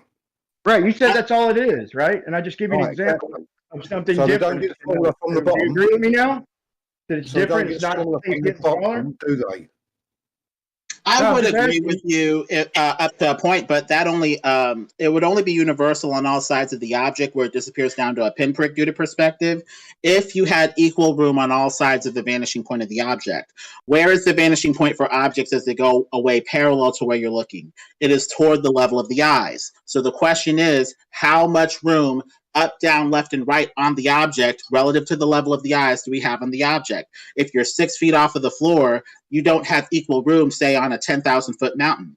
You have 6 feet from the level of the eyes down to the ground and like 10,000 minus 6 from the level of the eyes up, so you don't have equal room on all sides of the vanishing point of the object. So those conditions you're talking about where it vanishes even just from the eye, they're just not there. And that's Lemon, you asked him a question when he just told you that perspective is nothing but things getting smaller. Then you ask him a question that pertains to actual perspective. I'm trying to tell him that, no, it's not just things getting smaller. So you're going to have to get that across to him and teach him about perspective and let him know that it ain't just things getting smaller, because that's the way he thinks before you start asking level 3 that's questions. part of the question too, but not just things like objects that are solid getting smaller, but also the visual scene that we're looking through getting smaller. Like if you're looking through a 6 foot block of air, that block of vision and all the objects within it are going to reach a vanishing point too, if just like a 6 foot object. And so if you're looking out at 6 feet of space at the level of the eyes out toward the horizon, it will reach a vanishing point in the foreground called the horizon that will extend infinitely to the left and the right, along with all the objects in that 6 foot zone. And anything that's taller than this zone will just have to set in the background, looking for a truer vanishing point that's further away than what the eye can accommodate at its low height. And that's why a horizon appears to form in the foreground, beyond which objects in the background set bottom first without Earth curve. It's just a perspective phenomena. That's it. So up to this horizon smooshing point, we can tell very, very accurately that things don't care about what's above them, what's below them, and whatever they will change the size proportionally. For example, if we had a 2 meter by 2 meter object and it's 1,000 meters away, it will have one size, and when it's 2,000, it will have half the size in all directions. It doesn't care how much it has right to left, below or above. It doesn't care at all. All it cares about is the distance.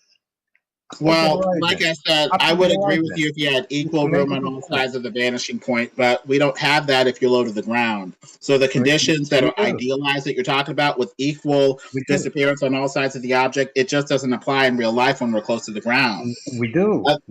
I challenge you to take a camera and take an image of an object, W distance, and count pixels. See 2 pictures, compare them one to the other. See if the object cares what's close to the ground, how much space it has above it, how much space it has to the sides. The object doesn't care. The object will change its size in all directions proportionally. That's not correct. If you're 6 feet off, hold on, Chike. Let Lemon speak his piece. You spoke your paragraph. Let him speak his piece now. You'd have 6 feet of symmetry up, down, left, and right from the level of the eyes if you're 6 feet off the ground. Any object that's beyond that range will tend to set. That appears to be the general principle. And that appears to be why we're seeing a flat horizon obstructing objects that are generally taller than this visual zone over a flat plane. Well, that's not true, because if it's not above the horizon, if it will be above the horizon and the smooshing zone is still there, and I can still see this object, it will be changing proportions exactly as we expect it to do. And I don't care how much space I have below it and how much space I have to the sides or above it.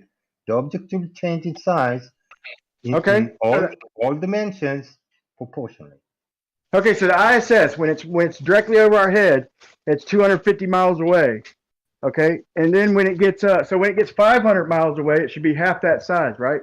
Well, when it gets 2,000 miles away, it should be like 1/32nd of that size. Absolutely right. Yes. Right. So we can see. So please show me something the size of a football field that we see. Don't say, well, this and that. Don't change the rules. You just said the rules. Let's stick to them rules. Show me something the size of a football field from 1,000 miles away, please. Well, I mean, these rules are broken. These rules are broken, Mr. Leakey, by lit objects. We already know that lit objects like candles break these generalized angular size rules anyway, so they're probably just going to say, oh, it's lit, or it's reflecting light, and therefore you can see it for much longer than possible. Otherwise, in general, we would say that an object can be seen to roughly 3,000 times its size if you're talking about an angular resolution. Light doesn't follow the same rules. So what he's describing, light doesn't follow that rule, right? So light doesn't follow that rule, no. You can see objects for way longer when they're lit, when they're not. So they just normally invoke the object being lit or reflecting light on some level. Sorry, but you keep saying when they're not, right? If they're not lit, then you can't see them because you don't see anything unless light hits it. Right. But these rules are... The sun ever not lit? Well, you make it sound like it's an argument. I mean, it fucking is not. Man. Y'all are making it sound like you just misguiding people, whoever's listening, and they think now that perspective is nothing but things getting smaller. Okay, when you totally disagreed with it when I give you an example. And then Chaiki is sitting here saying things are half as big when they get further away. Then I give an example, okay, and instead of addressing the example and saying, yeah, well, with light, it's a little different. Okay, so the sun is a light, right? And so it's a little different. Okay, so to act like we know these things exactly, we don't even know the exact size of the sun. Y'all demand that we triangulate it, but if we triangulate it on your globe, we don't get 93 million miles. So, but ours has to be dead right. But y'all's is okay. That's not fair, man. It's a little inconsistent because we're treating it like a light that kind of breaks angular size rules on one hand, but treating it like an object that's not lit that we're expecting to follow these prescriptive, tangent, angular size rules out the other. It is a little inconsistent. I mean, I think these principles at best are general, but I don't think they're prescriptive. I got a question then. Where does this 93 million miles come from? Two different, if Lemon and Brian want to answer the question, and maybe Bogov and Gambino or Shaik want to answer. Where did 93 million miles come from then? I know. I thought it was one. What was that? I can tell. I'm asking Jose how far he wants to go back. Today, we know with the technology that we have in the 2020s, in the future is now. Where this 93 million miles away come from? Gambino, what you got, man? Heliocentric model. It is. It's from observation of the transit of Venus. That's why I asked if you wanted to go back to the beginning, because I was going to say that you have to say that light in the sky of Venus is the same size as Earth. So the first thing you got to do is make them little lights the size of our world. Nope. And then you can start making other assumptions. Brian, before you go on, I need to tell you that the size of Venus is not part of the math at all in this method. No, I didn't say that. I said the first thing you have to do is make them lights, okay, as big as our world. So that's the first thing they did, was assume that Venus was the size of Earth. And come to find out, look, we did the math, and yeah, it actually is the same size as Earth, or roughly the same size as Earth. Nope. Not part of the method at all. Brian, that's not part of the method at all. The size of Venus is irrelevant to this method. Okay, so tell me how we figured the sizes of any bodies in the sky back then. Yeah, we have to do. not interrupt every other word. We have to give him a minute or two to explain this. I want to hear Gambino without interruptions and without clarifications first, and then we can ask him questions after he spoke his piece. Gambino, go ahead.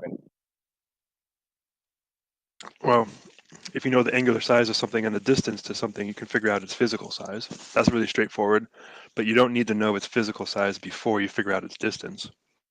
You can easily measure its angular size. So that was the pathway for determining the distance between us and Venus and the sun. Okay, so tell us how then. Which part? Okay, how did we figure out them bodies were as big as Earth? You just said angular size. That doesn't tell us nothing at all. So No, it does. If you know angular size and the distance of the object, you can figure out exactly what its physical size is. so if you know the distance, okay, so that's what you're saying is we already know the distance, okay. So now how did we get figured out? And what you're going to say is we got the distance from the angular size. You're just going to circle jerk. Well then, good. Tell us how. We're still waiting to hear it. The transit of Venus using the parallax method, where Venus transited the sun, and some very simple trigonometry to figure out the distance. Wait, we got to figure out the distance you just said first. Nope, no. This method helps you figure out the distance. All right, so we use the transit of Venus to figure out the distance to the sun. How do we figure out the distance to, say, Venus? Or the size of Venus? A lot of this kind of works together in a sort of circular way. We need an actual distance that has been indexed and measured and or an actual height and or an actual distance. Otherwise, key assumptions appear to be made about how big Venus is, how far it is, to even make the distance of the sun even possible. That's what they were talking about in the book Kings Dethroned, about the assumptions in astronomy that are in some ways are kind of baseless for these distances, for astronomy itself. I mean, how do we verify this stuff? Send a probe to Venus, land on the surface. That's a good way to do it. I doubt that they've been anywhere. I doubt that they've been anywhere else other than Devon Island or some sort of terrestrial earthbound place in red tint for Mars, Venus, or any of these other places. I doubt that they've been beyond the firmament at all, but I could be wrong. How are you going to send a probe to Venus if you don't know the distance? We do know the Venus, and it was verified by the probe. No, how are you going to send a probe to Venus if you don't have the distance? You get the distance first. Okay, so tell me how we got the distance. I already know how. I just want to see if you'll be honest. I just explained it. The transit of Venus across the sun using the parallax triangulation method. Do you want a diagram of it? Well, I want some honesty, okay? How did we get these distances and sizes? You're not answering, bro. I just did. Come on, radar. The parallax, two different observations on Earth while Venus transited the sun, and the timing between the tangent points of the transit at those two locations. You got to know the Did they make size assumptions of the sun about Venus on top of assumptions, or was anything about Venus? One at a time. I was talking to Brian. So Lemon, be quiet. Brian, go ahead. Follow up. You have to know distances of at least one of these bodies. Okay. You have to know distance in order to measure distance. You get a ratio. If you don't, you'll only get a ratio. No. We knew the ratio before this, but according to Kepler's laws, but we didn't know the Yeah, right. So let's keep going back. Okay. You're getting closer. No, you're going backwards. I'm going forwards. So based on the ratios that we know from Kepler's law and this method, then we can actually figure out what the real distances are, and rather than having just a ratio. It doesn't rely on the size or the distance between anything as a prerequisite.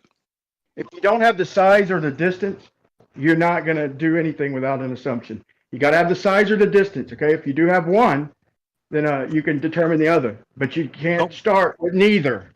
Nope, that's wrong. Here, let's look at the diagram. I'm going to link the page in Daily Boom. How about that? Bro, you can't just point at something and just proof the distance or proof the freaking size if you don't know the distance, or proof the distance if you don't know the size. The central assumption. You asked me how the distance was determined, and then I tell you how it is, and you say You had to have the I already distance. know how. before I already know how the model claims, bro. Just see it if you Brian, do. I'm not done. Brian, I'm not done.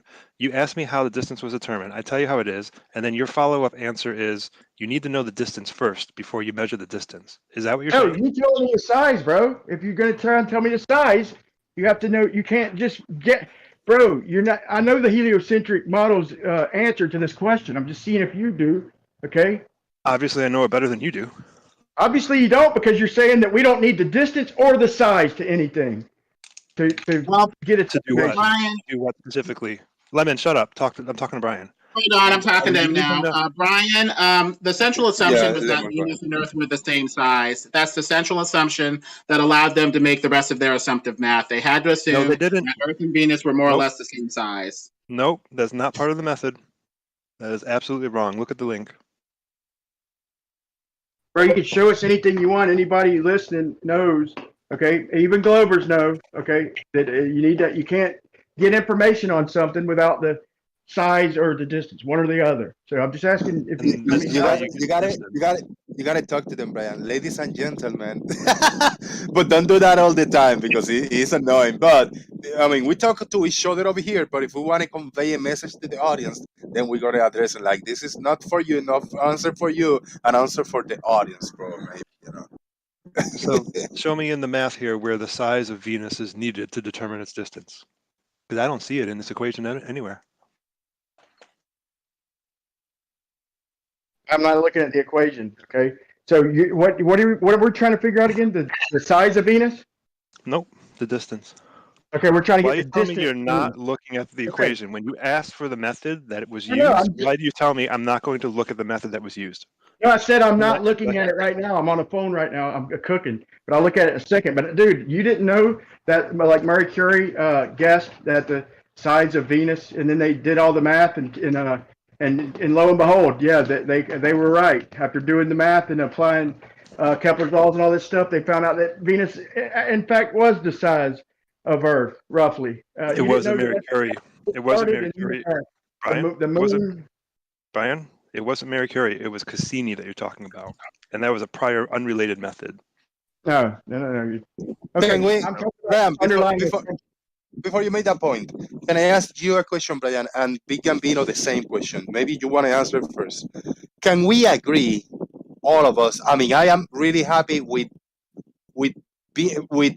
entertaining this. We live in the future. The future is now, bro. Cars fly, rockets go shoot off and crash in the ocean, right? We got satellites all over the place, right? We got fucking fast vehicles. We got electric bikes, electric cars. We live in the future now where we talk to each other and see our faces in real time. Can we agree that today, in the future that we live on, we have a better understanding, more measurements, data, 1,000% better than what we had 100, 200, 1,000 years ago? Can we agree with that? And maybe, just maybe, and hopefully, we move forward and talk about what we have done today and not 100, 500, 1,000 years ago. Please, why? What do you think, Brian? Yeah, if I'm coming in from it from a globe aspect, I'd say we have better methods today. But my point was if you triangulate the sun, okay, they're always demanding we give them the height to the sun. Okay, so I demand they do it, and you don't get 93 million miles when you triangulate it. That's where it all stemmed from. You just kind of Let me, obfuscated away from it. Big Gambino, do you understand? It was a convoluted question, but do you think we could talk for what we have done recently in the past maybe 20 or 30 years compared to what was done hundreds of years ago? Sure, but the progress made recently is not in the arena of basic astronomy, like distances between planets. That's like long established long ago. The progress in that area is things like the James Webb Telescope, where we're able to put something outside the orbit of the moon in Lagrange 2 point, and it has incredible resolution that is Galileo would shit his pants if he saw. You said we. So Brian, you a part of that? Brian, I can interpret what Big Gambino just say. My interpretation is that when we try to talk about these topics, we, like the flat earthers and the globe skeptics, want to go back in time. That's what I hear. They want to know from the beginning what happens. Yeah, you Maybe, just heard it. maybe in the globe side, maybe the Glovers, and in the globe side, we want to maybe move forward and talk about what is ahead in the future in the horizon, and what is we don't need to spend Fair enough. time on reiterating where everything came from, because everything already exists. You know Well, what I the mean? only reason I did that is because, like you just said, we already knew that a long time ago. So we don't do that nowadays. You know, we don't do it. We figured that out a long time ago. That's why I brought him back a long time ago. I'm like, well, if you figured it out a long time ago and we're not doing it today, then how? Let's describe how they did it. That's the only reason I went back in time. But I'm with you, Jose. I see what you're saying as far as nowadays. But that shit's been long established. They don't do nothing to prove it nowadays. I think we are all wasting a lot of time on reiterating and rehashing everything that have been spoken for the past 5, 6, 7 years, repeating the same thing. How do you determine the distance to the sun? How do you measure the distance to this, to that? Everything is being already spoke and everything is found everywhere. Why do we need to spend the first 2 or 3 hours in explaining this, and then maybe 5 minutes on trying to answer a question that was the main question on what is the distance to the sun? He just told me how if I triangulate the sun on a flat, this whole thing started with him making a demand to me, triangulating the sun. So I'm just trying to be fair about it and demand the same thing from him. That's all. I'll shut up. Well, I appreciate your point of view, Jose. Sorry, go ahead, Lemon. I guess the main reason why I'm globe hesitant is sometimes, you're going progressively forward toward a cliff. Sometimes you got to turn around and go back to make real progress and go down the right direction. And so if this stuff is a house of cards built off of assumption after assumption after assumption, as King's the Throne appears to tell us about astronomy in general and, frankly, heliocentrism itself, well, then eventually we're going to need to turn around and go down the proper path to go in the right direction.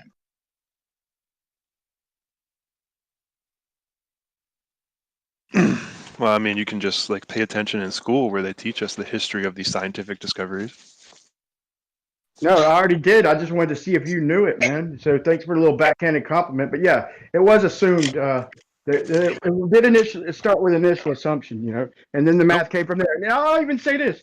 No, it did not. Halley's method has nothing to do with the size of Venus. Quit saying that. You can't just look at something, have no information on it, and then all of a sudden just get all the information. You got to have some information, man. Yes, there is some information. Brian, there is some information. We have Kepler laws. We know there is some information there. We know. And then you also have the measurements taken during the parallax observation of the transit. Right. Well, they know even the Kepler's angle, laws they know don't the make distance, the relation between Earth, Sun, and Venus, Sun distances. Not well, the thing is, not that we don't have information at all. Well, Kepler's laws about orbits say that the period of the orbit or the size of the circle of the orbit is this or that, but the thing is Earth doesn't have an orbit. So talking about 0.28 of Earth's orbit help derive some sort of circumference or radius distance from, Venus to Earth is fallacious itself, because we know that the Earth doesn't move and is motionless. No, and so at this point, it's just a house of cards that's just built on very bad assumption. No, we know it's a presupposition by itself that's falsified. Tycho Brahe sat there for years and measured the angles to planets, to the sun, to everything. And he said, we don't know. He dedicated his life for this. Are you talking about Tycho Brahe? The Tycho dude Brahe, that supposedly Kepler poisoned to get access to his materials? Because he was a geocentrist. He went off of a completely different foundation and had a Tychonian model that was at least geocentric. So what are we even talking about here if we're talking about the basis of the foundation? I know he was. At least some sort of geocentric worldview. I know he was, but of course he couldn't make what he saw agree with what he thought, so he gave it to Kepler. And Kepler did find out. As far as I heard something along the lines of conspiracy theory saying that Kelper probably poisoned him to get access to his data. Because I think what's his name, Tycho Brahe, died after a dinner under mysterious circumstances, and they said that there was traces of mercury on his beard or something, and so it doesn't even look like Kelper really did the work. He took somebody else's work and tried to superimpose, some extra bells and whistles to it. But as far as I can tell, this 2/3 the orbital period Kelper law nonsense, it's just a bunch of theory and bunk. But I could be wrong. It matches all observations, though. You are wrong, as of always. every wandering star. And the geocentric model fails when you try to predict the size and the phase of Venus. So we know that the heliocentric model matches reality. Well, with any model, you have give and take. Some things it can explain, some things it can't explain. As far as we can tell, something geocentric and flat appears to match our everyday experience. So whatever you model, it would have to take that into account. Otherwise, I'm probably not going to take it seriously as a conspiratorial, religitard flatty. Geocentric flat doesn't even explain a fucking sunset. And perspective does that. Perspective, where the roof ramps down, the floor appears to ramp up, and the two zones make a horizon in the foreground past which no image is processed. There you go. Then the sun would shrink as it Phases sets. of Venus. Doesn't work. We got a flat Earth model that predicts the phases of Venus down to the dot, and it predicts all the planets. It predicts everything. I'm gonna post it. We've had it for about 3 years. Yeah, You're awesome. misinformed. You're misinformed or uninformed, one or the other, bro. Wait, and how are they made, those phases? What caused the phases in your model? Sun angles. What are you talking about? Don't start asking dumb questions. Just look at the model first. Okay, let's see it. Go ahead. Audio ellipses. Go ahead. We've been over this. I don't know how many times. This guy apparently wasn't around. Do I have to watch your stream or something? Why do you have your camera on?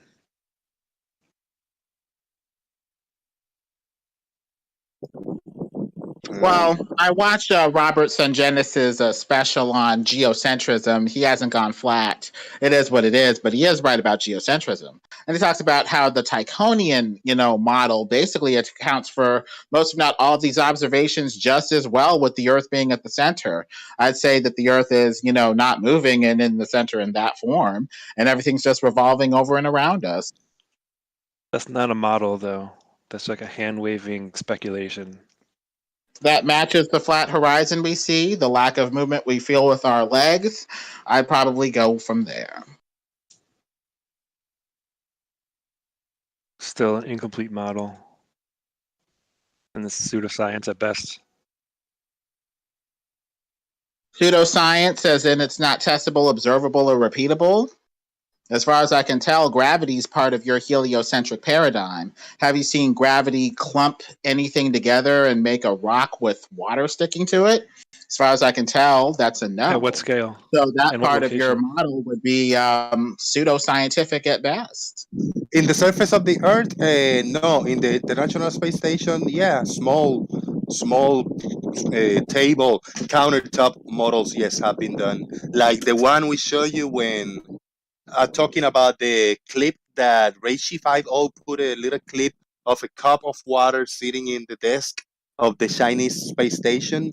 And then when we watched the full video, we saw them doing some tests with the water. The cup was sticking with some kind of a glue tape type of thing, Velcro. And then they do tests with water. And they used like a little mold, like a magnifying glass little wire thingy. They added water and they made a big globe looking thing. They do all kinds of tests with water, and the water conforms to a sphere when not in the surface of the Earth. Like outside when in space, yes, Lemon, it's been done many times. I don't think that's actually because of gravity. I thought that was due to surface tension. I thought that the causative thing that you guys invoked was gravity, not surface tension. So we have a bit of a problem here. In what case? The force that you're invoking isn't sufficient to cause this effect. It appears that it's surface tension or something else that's more adequately accounted for and explained via other, just so stories. Yeah, I mean, it's possible that you have to admit surface tension and gravity exists, and one is stronger than the other at certain scales. I'm not going to invoke gravity if I see no evidence of curvature of the Earth or convexity of water when it is at rest on the Earth. That would be absurd. I would be What does invoking that have to do with something gravity? without small scale evidence that it's actually a thing that's of any consequence on the Earth at all. Why would you look for gravity in that manner? Why wouldn't you just do a direct measurement of it? Because I'm looking for consistency, some sort of consistent evidence that this is a thing, as opposed to just wanting it to exist for a preferred heliocentric paradigm. Well, that's not scientific validation of gravity, what you just invoked. A quick clarification, Brian. In these two videos that I a few days ago when you came in, I shared in the background and I was scrolling forward. In these two videos, there are at least 300 fractal images of all kinds of random geometric shapes. Do you want to give me a timestamp so I can put an image up of this model of yours? Thank you very much. No timestamp. I can try and look it up and get it. There's so much information. Look, it's terabytes. If anybody's interested in the model, and it's terabytes of information, and I mean, if it's so boring. Like they got one. Shut up, Chunky. They got one for every planet. They got one for every planet. They got one for the eclipses, all that. I mean, it's incredibly boring, man. So but I'll try and find out. Brian, in your world, how does the phases of Venus created? What are you talking about, man? How are they created? Light. It's either it could be a few things, bro. I'm not gonna act like I know what's causing it. It could be a few things, man. I didn't really pay too much attention to Venus, but couldn't light change for more reason than one, Chucky? Is Venus circling the sun?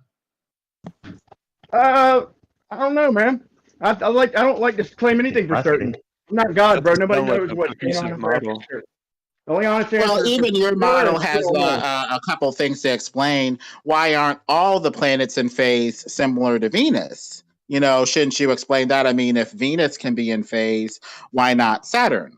Why not Neptune? Why not the other planets?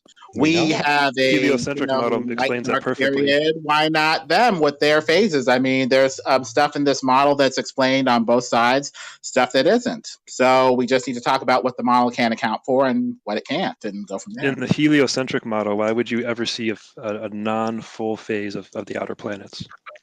Venus is in phase. Why not the other ones? We have eclipses of the moon where it's quote unquote because those are inner planets. Why? Because those are between the sun and us. Similarly in phase. I mean, that's just not consistent. At that point, that's just inconsistent. Well, it's perfectly consistent because Venus is an inner planet, not an outer planet. Why do the inner planets have eclipses and not the outer planets? Good question. What's the explanation for that? Who's that directed to? Because anybody that wants to answer. Because inside you, there's love inside your heart, so you can do whatever you want inside you. But outside you, your skin is thick, strong, so you cannot have anything. It's just deep in your heart. I'm just throwing random words that makes no sense whatsoever. Pretty much kind of a average globe skeptic answer. Yeah.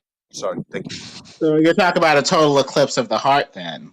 Well, we're trying to look for consistency. I mean, yes, you'd have a model that consistently explains the data, and if there are these outliers flatter around, we need to talk about them and be like, okay, what's going on here? What other models? But the heliocentric model is consistent with observations. There are no outliers.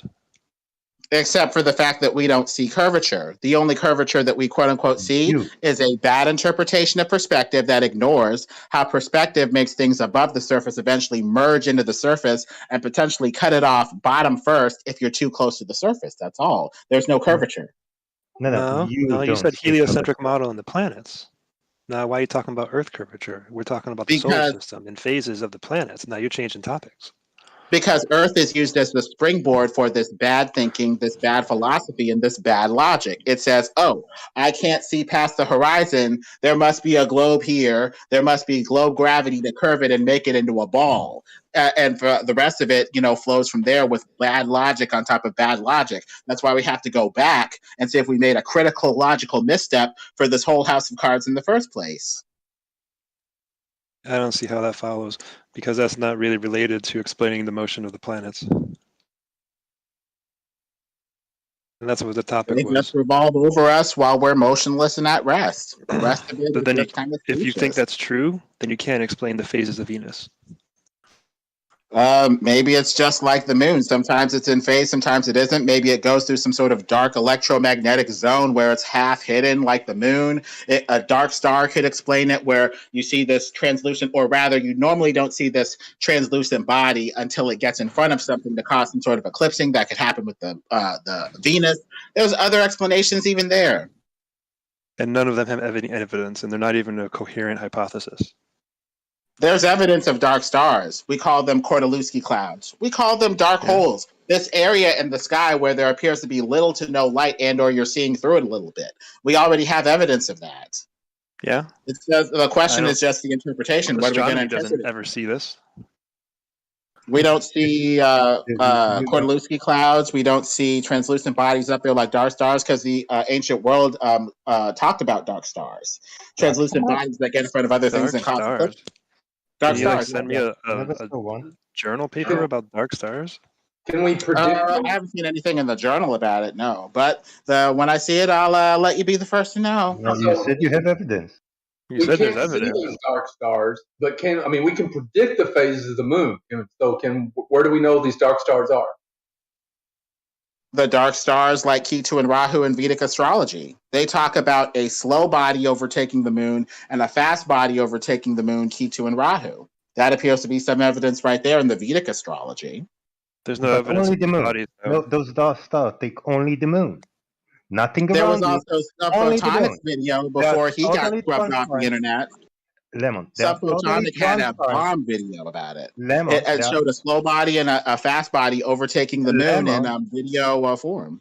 They are totally transparent to any other light that come from the stars, but not to the moonlight. Yeah, light Those is a dark crazy stars. thing. No, Yeah, it's not. sometimes No, it's not. Light is sometimes absorbed, sometimes it's transmitted. It's not always this, thing where you have solid object, therefore it reflects light. That's not always the case. That's not even the case with glass. Glass is see. My hand, if it blocks the moon, blocks the stars, blocks the light that come from the lamp over my head, blocks everything. It doesn't change. Well, it ain't the sun, though, is it? Can't be the sun, can it? We see the moon getting eclipsed while we're looking at the entire sun above the horizon, so can't be the sun. It's got to be something, or it could be something else. Let's at least say that. I'm just showing. Wait, I got an image on screen. People is asking, what is that image? By people, I mean myself. This is a diagram showing the Lagrange points of the Earth-Moon system. Kordaluski clouds exist in the region of L4 and L5. Welcome to Globe Earth. Thank you very much. What was the last statement about a cloud? Fuck. Crab pulsar? Did you say cloud something? Yeah. Hold on. Let me look for that. Hold on.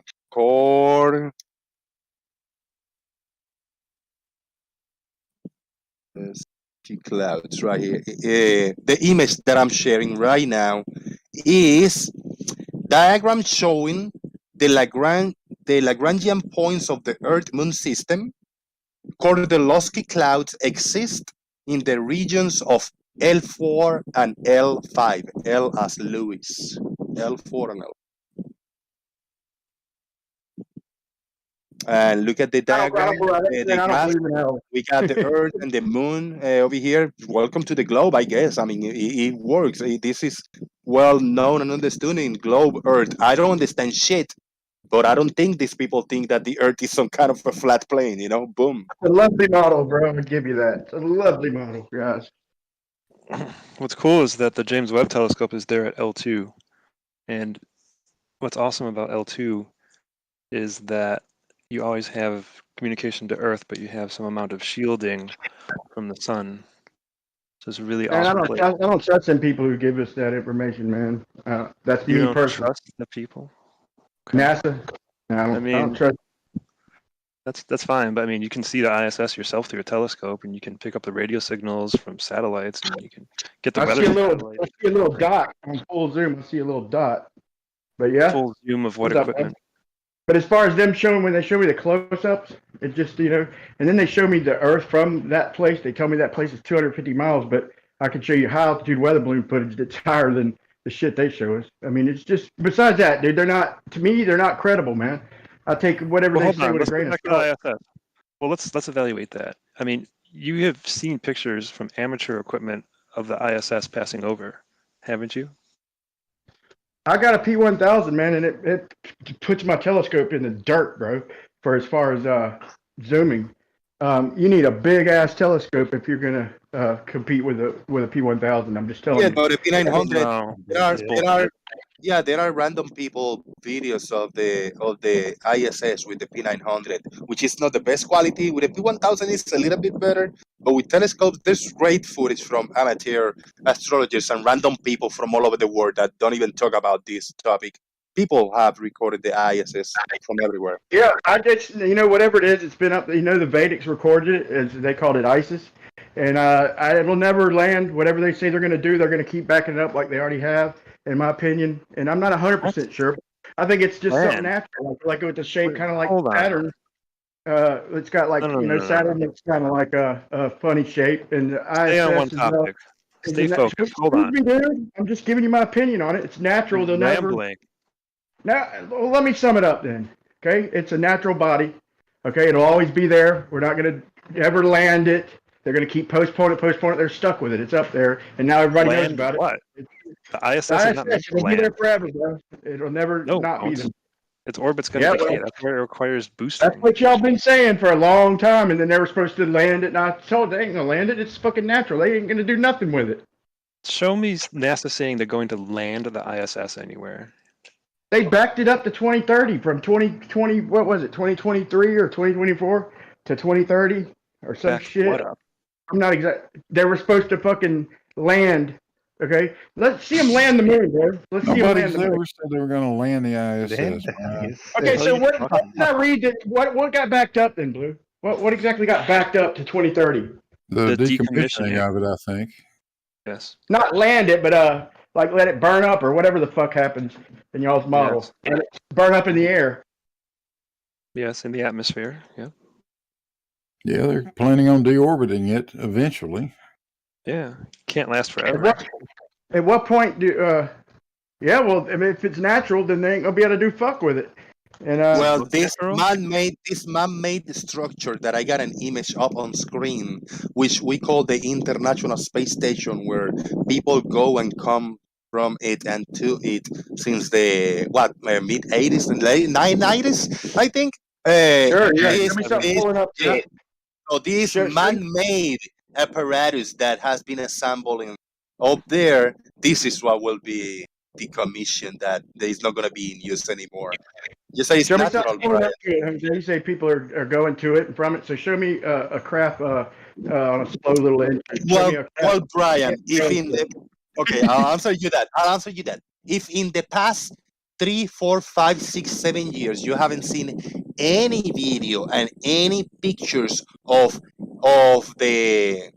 people of the rockets that link in the ISS and the astronauts just hopping in the ISS and people leaving the ISS. If you haven't seen any of these videos, I don't know what the fuck are you talking to us or to me about this topic, because that's the first thing that you should have seen. You should have seen dozens, if not hundreds, of these things that you are asking for, Brian. That is the dishonesty that you always ask. You are being dishonest, Brian, on asking something that have been presented for you dozens, maybe hundreds of times. What the fuck are you doing, Brian, bro? Don't lie on me. I fucking put up a film of a rocket on the fucking way to ISS.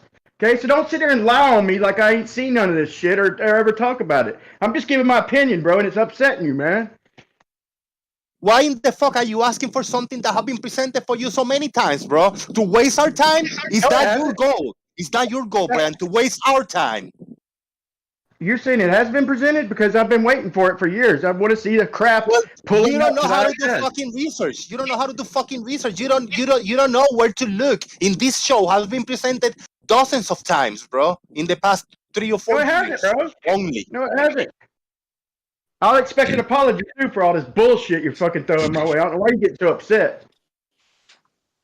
I mean, I want maybe you are not dishonest. You are just fucking ignorant and don't know how to do research, Brian.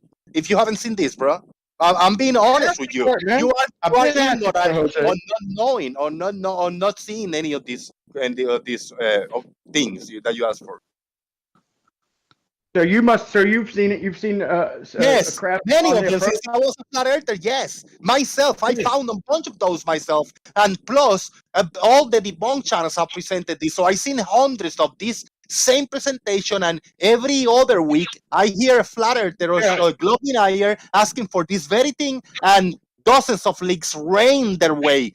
Shown Okay, this, let's see them. Okay, you mad at me because I ain't seen it yet? No, I'm not I'm going to. I mean, if anybody want to present any of that, I'm not going to entertain it. I'm not going to do No, it. somebody, it ain't got to be you, Jose. I'm just saying, somebody. Well, I've been asking for this, and all they give me is a picture that you even said the shuttle looked like a model, your own self. But I want to see the approach. That's all, and it might exist, but I haven't seen it, and I have asked for it, but not you. But if somebody else could present something, because listen, approach is real slow, is what we're told. So the ISS will, by the time it's in range, it should circle the globe a couple times on its slow approach. A couple hours. So it should be pictures all over the world of the approach. It has the little light closing in on the other light. Maybe it does exist, but I haven't seen it. I swear to God, I ain't trying to be an asshole. Jesus, dude, are you talking about like someone looking up and seeing it pass overhead and looking for a little light tailing it? There's like a million of those. I ain't seen it. I want to apologize. I want to apologize. First to you, Brian, for being such an asshole. Then to the audience, secondly, for me being such an asshole with you. And third to the panelists over here in the Discord for me being an asshole. I shouldn't lose my shit. It's my bad. Sorry, everybody. For real. I apologize too, man, but I really ain't trying to be ignorant, man. It's a passionate subject. Anybody listening, it's passionate, man. This is why we do this. But I guess what you call it said he's going to post some of them images, and you'll never hear me say that ever again. Once I've seen it, I swear to God, I haven't seen it. That might even help change my mind if I see what images? What images? I want to see the what is it, the dragon or whatever capsule it is. I want to see the approach. I want to see the approach. I see a rocket just hooking up to the ISS where the astronauts are. Where people go into the ISS, locking. I don't know any of these words. When the rocket come in and join the ISS, and the people just enters the ISS. There's so many videos of that, bro. It's like so easy to find. I don't have Dragon, Brian. I've seen a picture of the shuttle, like they say it's a real picture of the shuttle connected to it, and I'll give them maybe it's real. It doesn't really look. It looks kind of like a model, but all right, I'll concede maybe it's real. But I still have the skepticism, and I want to. What I was asking for is the approach, like the lights being a little bit apart, and then like getting closer and closer together. That's the part like from the ground, from not from NASA, but from amateurs with some badass equipment, showing the approach. What I'm saying. I just put that picture in the chat. It ain't not a picture. Talk about a video. It ain't even got to be long. Like 10 seconds or so of an approach. Oh, it's got to be a video now. Okay. No, it ain't got to be nothing magical, but just something that real time. Hey, I gotta shout out a big boom to Tweet because she came through with a big $20 super chat. Yo, Tweet, thank you so much. I missed your super chat. And a note, very important note with this super chat. Tweet said, brain spelled any other way is Brian. Happy 4th, everybody. Early. Brain spelled any other way is Brian. Thank you very much. Tweet, appreciate that. Hell yeah.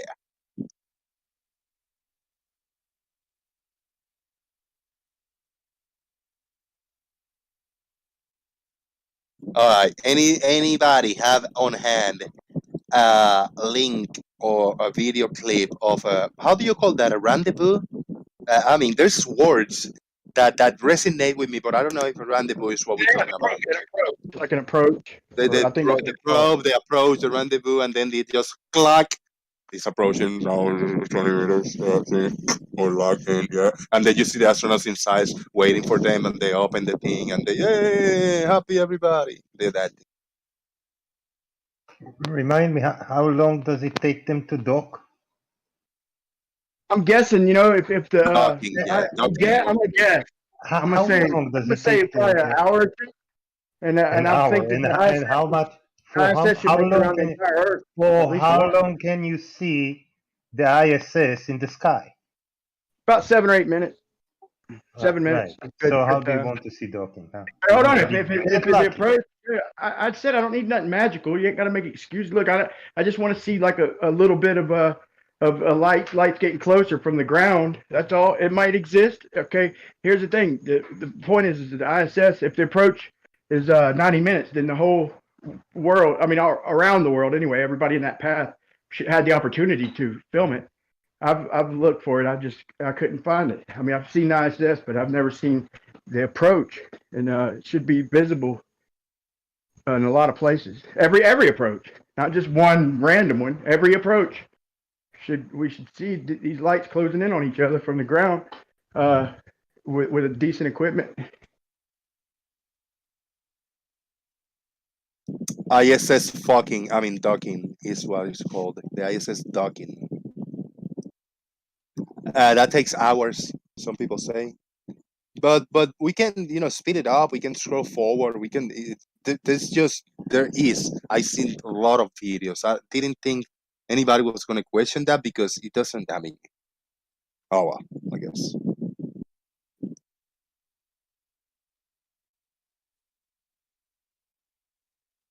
Well, nobody's posted nothing. They showed like a close up of the ISS and some little thing off the side. If you've seen somebody out there, look, man, we're on the panel. We're the ones talking and bringing up points. Somebody on the panel who ain't doing so much talking, post a little clip of the approach from amateur catching. Some amateur somewhere on the ground of all these approaches have caught a few seconds of it, if nothing else. Maybe a minute of it, 30 seconds of it, video.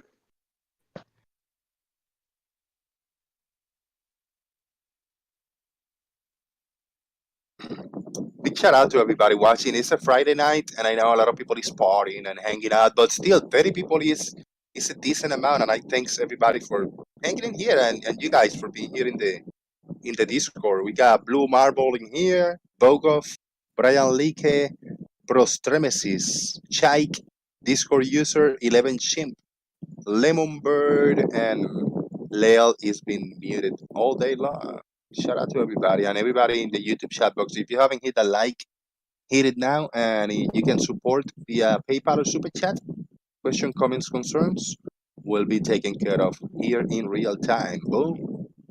I'm gonna stay a little bit longer. It's not that hot right now. It's thundering, lightning. If the rain just start pouring, then I shut it down quickly. But for now, I think half an hour is fair to stay an extra half an hour, and then we'll do final thoughts. All right, take it away. I thought we was getting a drought there for a minute, Jose. Usually this time of year we get afternoon showers every day, and it went like 2 weeks, man, with no afternoon showers here, and I ain't seen a season like that since a long time ago, like 20-something years ago. But now they've started. The afternoon showers have started. Yeah, man. they started, man. Earlier, Earlier, I can only imagine.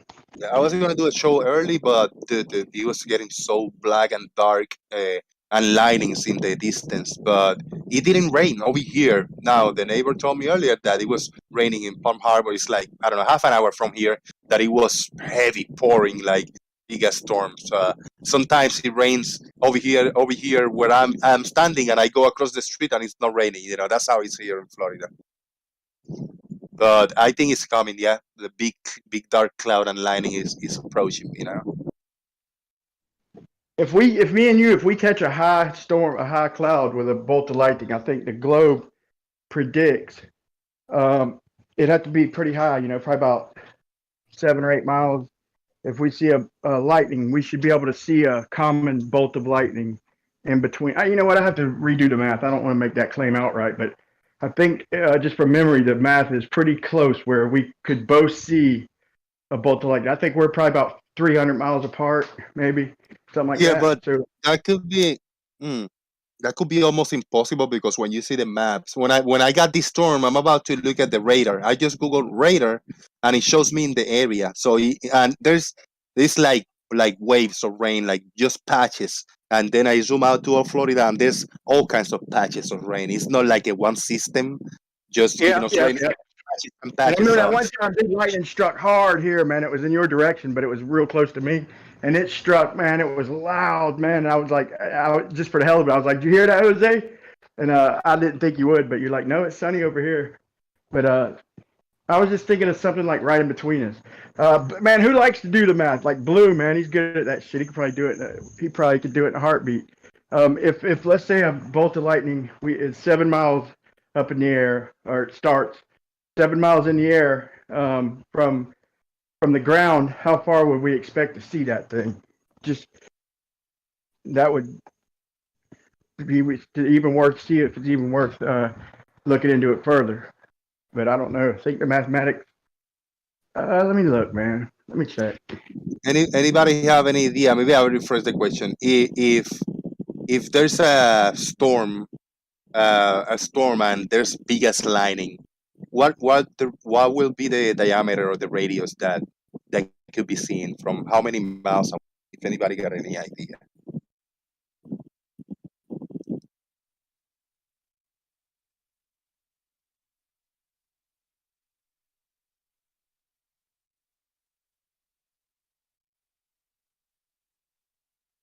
What are you asking, Jose?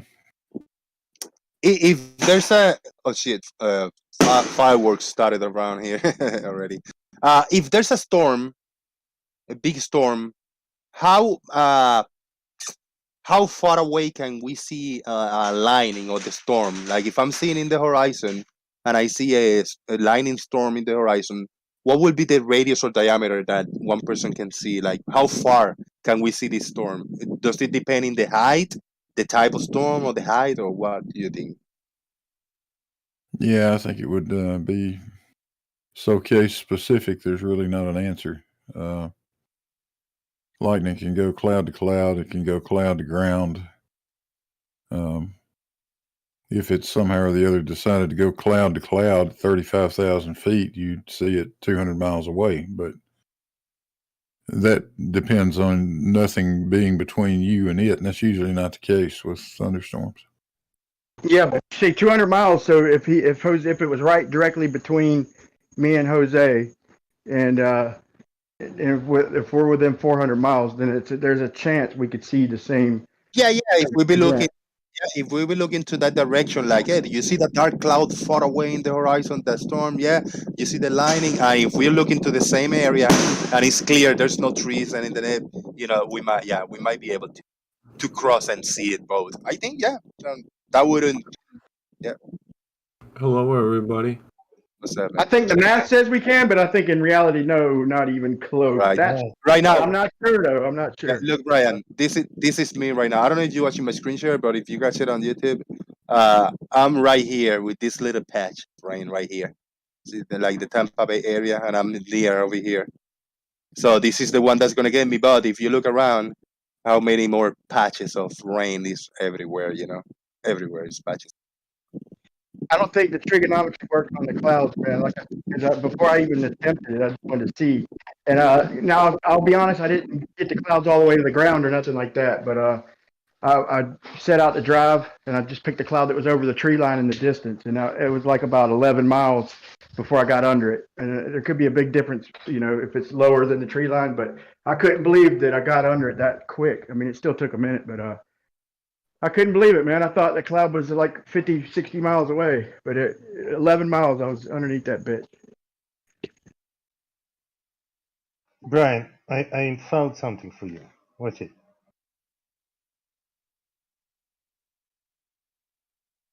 No, that's not amateur footage. That was already posted. I want to see the lights. I want to see some shit, some NASA shit. What do you mean, not amateur footage? Like what we see with a telescope. Like if you have a really, really good telescope, like if you have a 4K telescope, you can see a dot. I mean, you could start seeing shape of the ISS. If you have a good. Well, you can see the shape of the ISS, and you can see the dot that follows it. Let me look. It's timestamped. Play it slowly.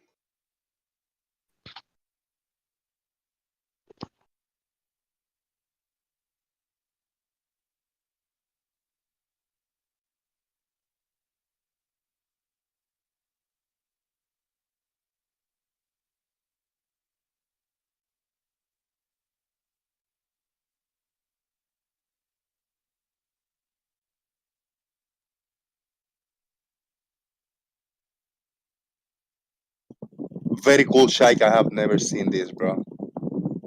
I'm playing it frame by frame, like the dot and the comma and the keyboard. If you're watching a YouTube video, for those who don't know, the dot go frame at a time, and if you the comma, it go back one frame at a time, and you can see the ISS, the shape, and then a dot behind it. Fucking cool. All I see is the ISS like transiting the sun, and that's a badass.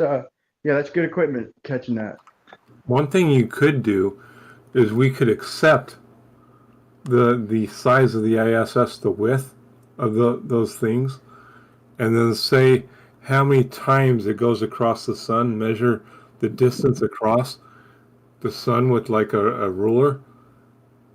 And since we know the width of the ISS, we could get the width of the sun. I thought you was going to say, since we know the width of the sun, we can get the width of the ISS. No. What if all that's a question? Like, what if we're questioning all that shit? How many times, how many ISS will fit across, if we accept the width of the ISS is, say, like 50 feet across, which I don't know the actual width, and we put it at the left-hand edge, how many 50 feet will fit inside, let's say, 6 inches? Yeah, I'm good with that. If you want to accept the information, yeah, I'm good with that. We can do that. But then we can deduce the size of the sun, and then we could ask ourselves, say, like the sun's say like it makes the sun 200 miles wide. How would that work on a flat Earth? Done the math, man.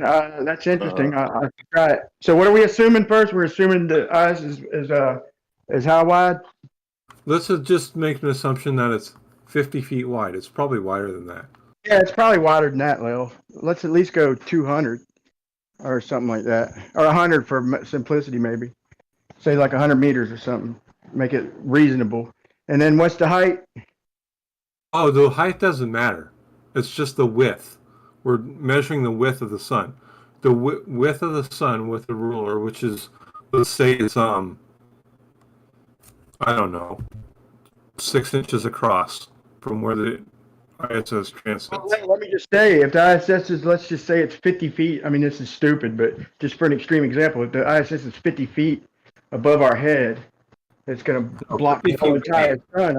Maybe you don't necessarily need to know the height of it, but that would help. But hold on.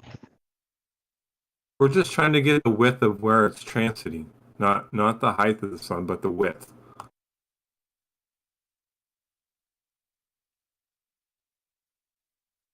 Yep, I'm working on it. The ISS is 75 meters wide. What's that going to tell you? Well, how many ISS fits across in that image? I'm just entertaining. Be honest, Lou asked me a question. So we know the ISS is 75 meters wide. If we measure the sun's distance across where it transited and say that's 6 inches, how many of those 75 meter wide ISSs fit across that 6 inches? We could figure out the width of the sun at that transit area. What do you mean figure out the width of the sun, Lil? The actual size of the sun? It would be a rough estimate. No, it wouldn't. I guarantee you, if you did it, though, that it would pose a humongous problem for the flat Earth. All right, just pick a number. Okay, 40 ISS widths fit across the sun. Now you got a number. Now what? Make it easy. The sun is 100. Let's say the ISS is 100 meters wide. It's only 75 meters. I just did the math. Hold on. if this poses a big problem for the globe, if we say that the ISS, let's just guess and say like 100 of them, and if we're going by the sun being 0.5, 0.5 degrees in our field of view, and if the ISS is 250 miles away, and there's like 100 of them to cross the sun, hold on, that puts the globe. Why are you saying 0.05 degrees? That has nothing to do with this math. I'm at 0.5 degrees. That's the angular size of the sun, Leo. We're not we know even talking about the angular we know size. the distance to the ISS, and we know the angular size of the sun, and we know the size of the ISS. We're not even doing it that way, Brian. We're just All right, saying. well, I was just trying to entertain your shit, Leo. Go. I tried, bro. You tried. Well, no, but you're adding a bunch of stuff in it that doesn't need to be there. You just measure across the width of where the ISS transit and say it's 6 inches. And then you say... Hey, talking about 6 inches, bro. What's 6 inches? And then you say that the width of the ISS is 75 meters wide. And like Blue said, you estimate and say 50. What's 6 inches, bro? I'm just asking. I think more than 50 would fit, but we'll just say for simplicity's sakes, we'll round the meters up of the ISS up to 100. And we'll say 50 of them fit across. So that's 5,000 meters.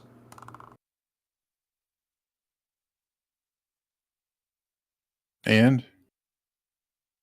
Yeah, I'm gonna let y'all take care of it. This is in-house policing. Handle your own, Blue. Tell him this is ridiculous. Okay, we got that number. Now what?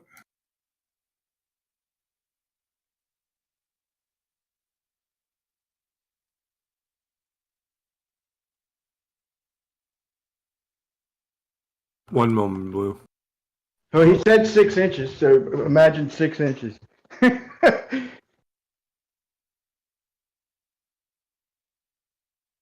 I'm trying to think. I was just it's a dollar.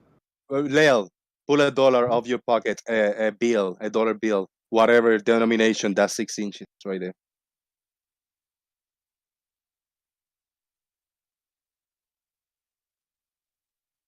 What does that have to do with it? You guys talking about 6 inches. Can you imagine 6 inches? Pull $1 bill out of your pocket. That's 6 inches from left to right. Thank you.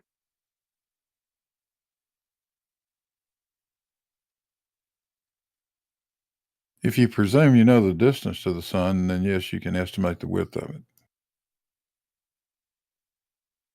Yeah, that's what I thought he was going to ask. We were questioning ISS. We were just having the conversation, and then I thought he was going to say, if we take the known distance to the sun and the angular size of the sun, then we can measure how many ISSs fit within that degree, and knowing the size of the ISS, then we can get the distance, or knowing the distance, we might be able to get the size or something. But he went off like on a tangent, something that I caught me off guard. But if you know the distance to the sun, you know the angular size of it. Figuring out what the width is trivial.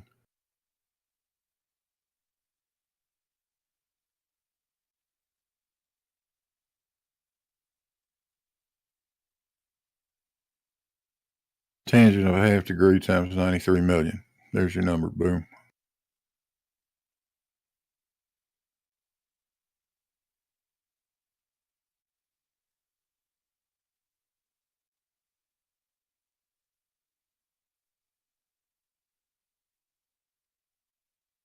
I don't know what I was thinking.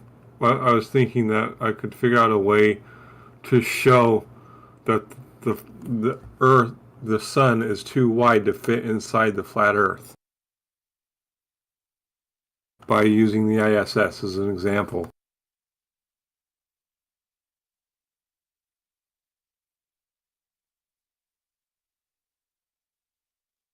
Well, if you know the distance to the sun is 93 million and you say the angular size is exactly half degree,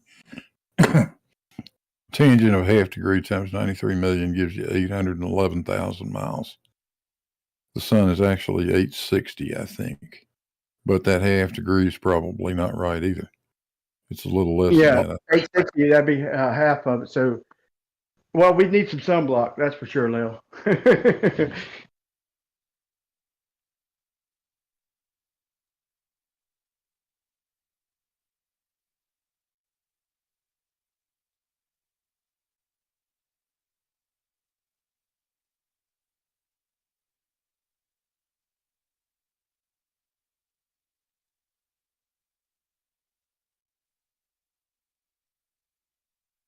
But if you're going to question flat earthers, Lil, a better way to word it would be like, okay, about how far you think the sun is. If they say like 33,000 or 3959 or whatever, then tell them, okay, well, let's see if it matches the size of the ISS.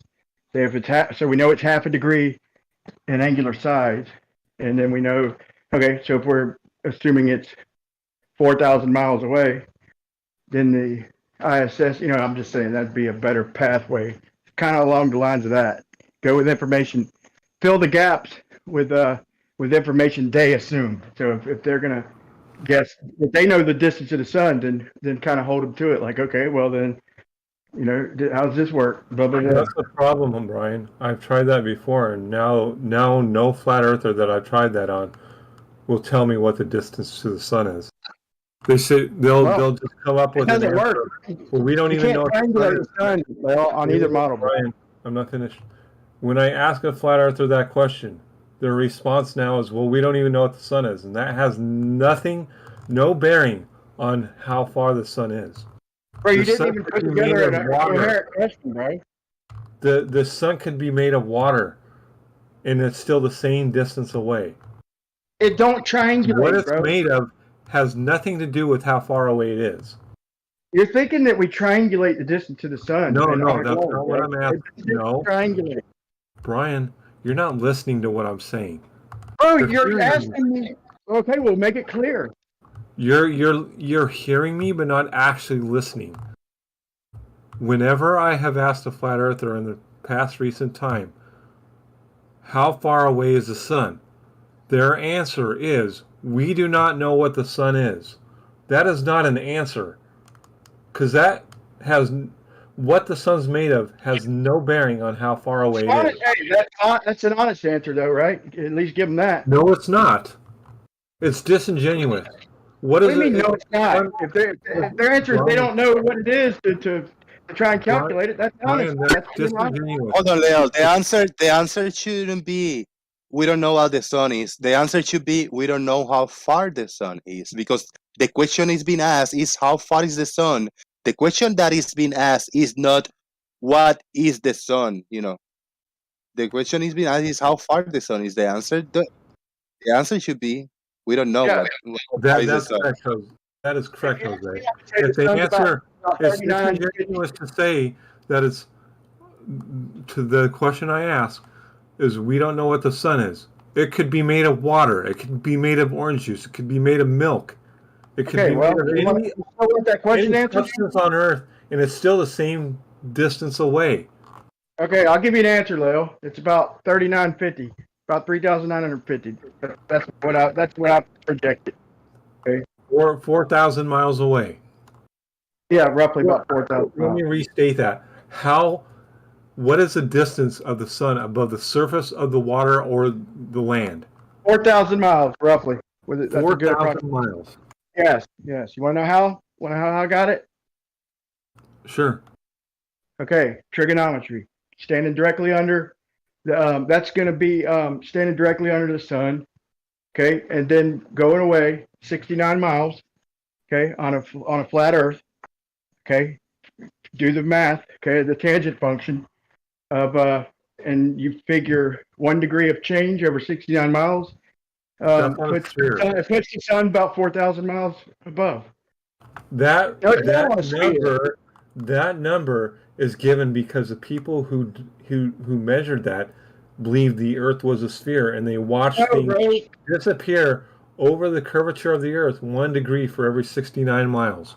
That's the math, Leo. That's with a flat baseline, bro. Okay. No, you can't argue that is not.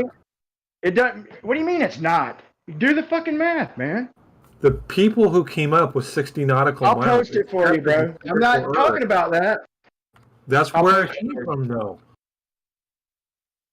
Maybe so. That's irrelevant. Okay. No, My it's point not is, irrelevant. It's perfectly you asked me relevant. how I come up with it. I told you how, and that the math works. That's what the math says. But you're saying that the 69 miles per degree is based on a flat baseline. No, it's not.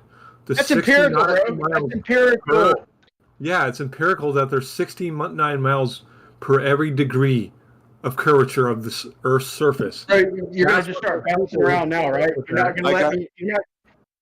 Good. No, yeah, Leo, you have to let him speak. Even if you disagree with him and you want a clarification, you're gonna have to wait till he gets to the end of the statement. I'd appreciate it if you quit bouncing around. We're trying to figure out the ISS shit. You know, you didn't really ask a coherent question. Then you're saying that every flat earther says that they don't know. To me, that's an honest question. But I'll tell you, this is what I think. I'm not going to claim it 100%. But Brian, but before you carry on, you say there's a method of math that you use, the one that ends with geometry. Oh, dominometry. Dominometry, is it? Oh, trigonometry. Sorry, I thought you said dominometry. Start with dumb. Go ahead, man. Anyway, I'm going to go ahead and post this for Leo because I guess he's even questioning the math. So I'm just showing him in the real world, whatever the sun is, however far away it is. Okay, we'll leave that in the open right now. But I'm just going to tell you that if I move 69 miles and the sun changes 1 degree, okay, before a certain cause or anything else, I'm just going to do the math. And that's going to, if I go 69 miles, 1 degree, that's going to give me a sun height of a little less than 4,000 miles. That's with a flat baseline. That's not proving a flat Earth. Just telling you how I modeled it. That's all. Nothing more, nothing less. Perfect. Now, actually, listen to what I'm telling you. The people who came up with 60 nautical miles for every degree, which translates into 69.11 miles. Those people accept. Can I finish what I'm saying before you interrupted me? Those people accepted that the Earth had curvature, and that when they measured 60 nautical miles per degree, they were measuring the curvature of the Earth at 60 nautical miles per degree. So when you say it's a flat baseline, it's not. Who are you talking about? They. We can go out there right now and measure that. I know. The people who came up with nautical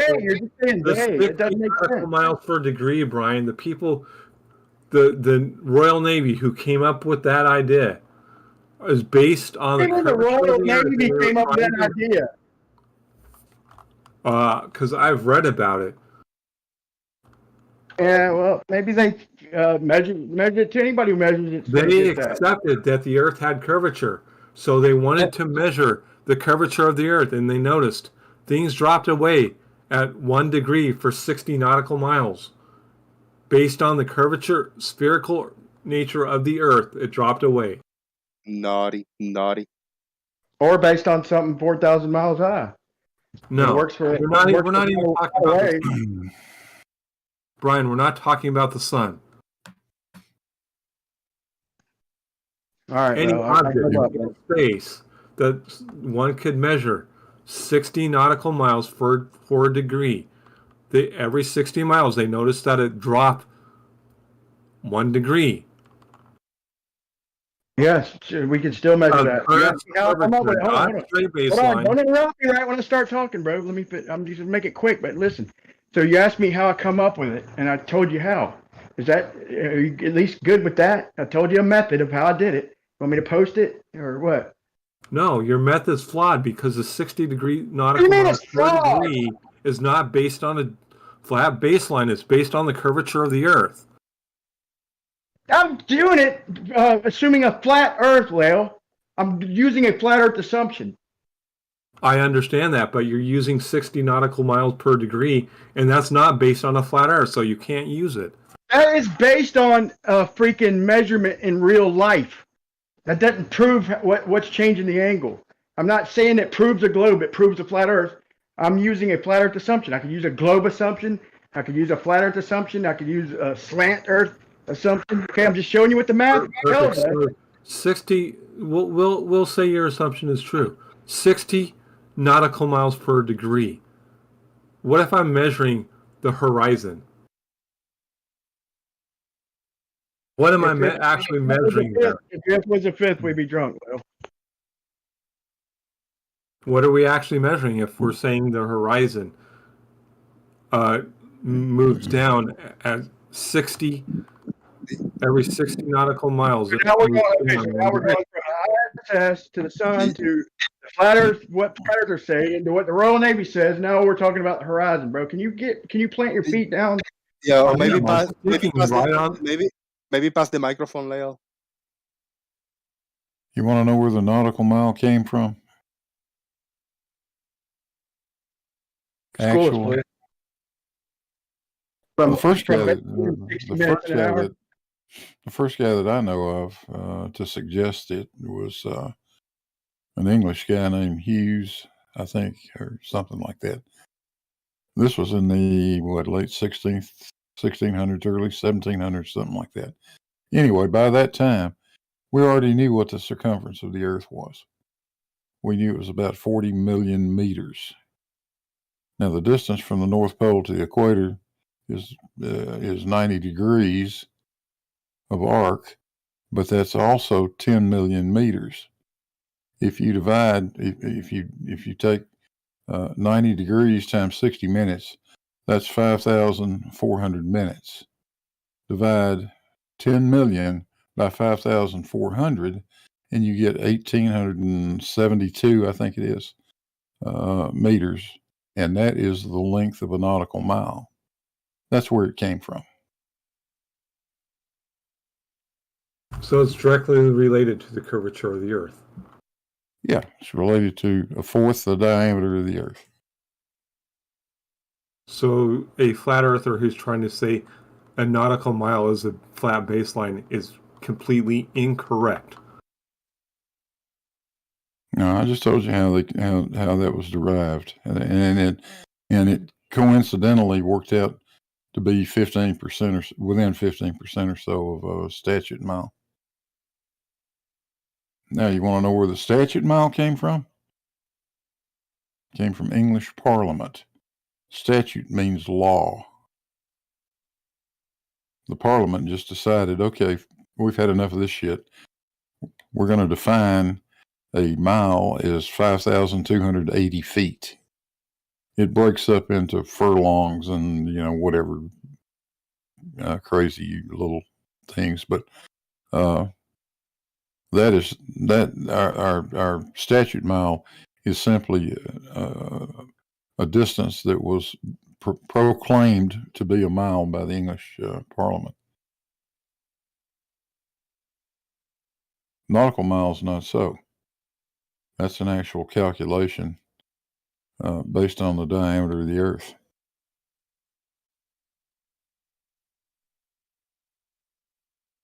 And now that I've put the entire panel to sleep. It's based on the diameter of the circle of the sun's path.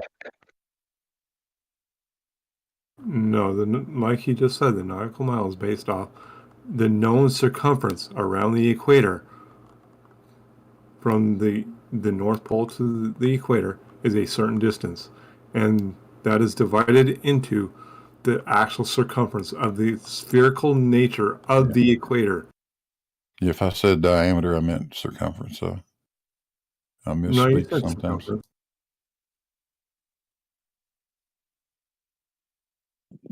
I want to talk about nautical feats. Nautical feats. But like naughty, like you're naughty. Can we talk about feet now? Ooh, naughty feet. Naughty. Can we talk about naughty feats? Nautical feats. You want to see a picture of my feet? Yes, post it there.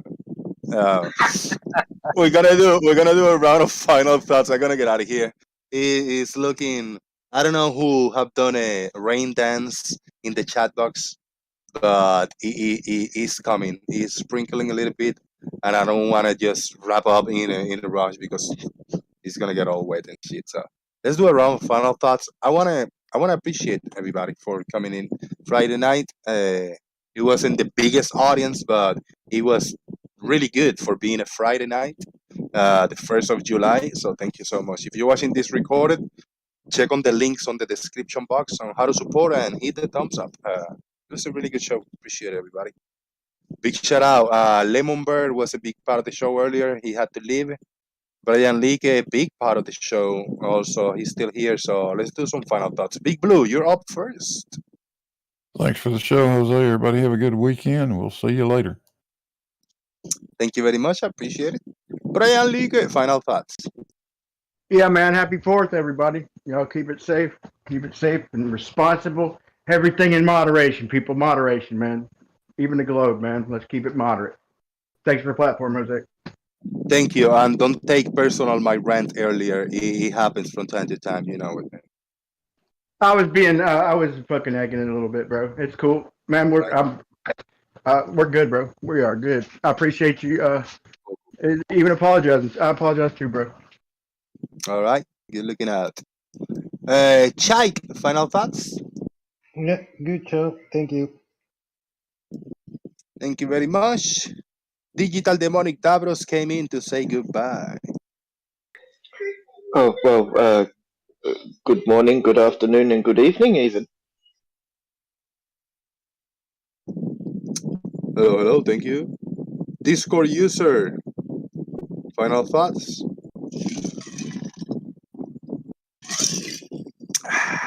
11th Chimp, final thoughts? Mojok Man, final thoughts? All right, put my foot up there for you, so you can ogle over that if you like. I came in really late, didn't really catch any of the show, so I'm going to see what happens if there's any after show. Thanks for the platform. I'm going to ask you 2 questions, Mojok Man, and you're going to tell me a full answer, but it's going to be a no, you don't know. You don't know the answer to these 2 answers, but you can give me a complete sentence as an answer. So if I ask you, do you know what the sun is? That's my question. Do I know what the sun is? Yeah, you can answer me with a no, but give me a complete sentence as an answer. All right. I believe that the sun has been described. No. spectroscopy. Right. The answer is no. You don't know. Oh, okay. Give me a full sentence as an answer. Do you know what the sun is? No, I do not know what the sun is. Perfect. Full answer. Now, if I tell you, do you know what the distance to the sun is? Same. No, is I a do no. not know what the distance is the sun. Thank you very much. You see that those are 2 complete different questions. If I ask you, do you know what the distance to the sun is? You cannot answer me with, I don't know what the sun is. That was just a quick exercise that there are 2 answers to 2 different questions, you know. Thank you. Appreciate it. Okay. Good looking at, man. And Lale, final thoughts? Thank you for the show. It is in fact true. I think it was earlier when you guys were talking about the distance from B-ball to you and measuring the sun, the angle. I don't know, was that earlier or was that yesterday? That was yesterday, yeah. Well, I caught it, and it shows that the Earth can be flat. Boom. Boom. Thank you very much, everybody. I appreciate it. And the audience, come back when the video is up. There are some of the videos that don't have any comments in the comment section. Maybe 1 comment. I don't know, but there are some videos with no comments. So I like reading on comments. I like being caught, like click on the notifications. Oh, you got a comment, and I read it and I leave a heart. So come back in the comment section. The more we comment in the comment section of the videos, YouTube actually pushes those videos, promoted a little more. What do we want to be promoted by YouTube and being recommended? Because we want a broader audience. We want a new voice. We want new people to come into the topic. That's kind of what I'm looking forward to expand and get a branch of new people to come in and talk about this specific topic that we talk about here daily. Hopefully they are responsible trolls, the ones that come in. I don't want people emotional to come into this topic and get personal and triggered. I like responsible trolls, people that have a good sense of humor and can entertain each other. So share the show, leave a comment in the comment section, leave a like and support. Thank you very much, everybody. Jose JG out. Until next time. Boom.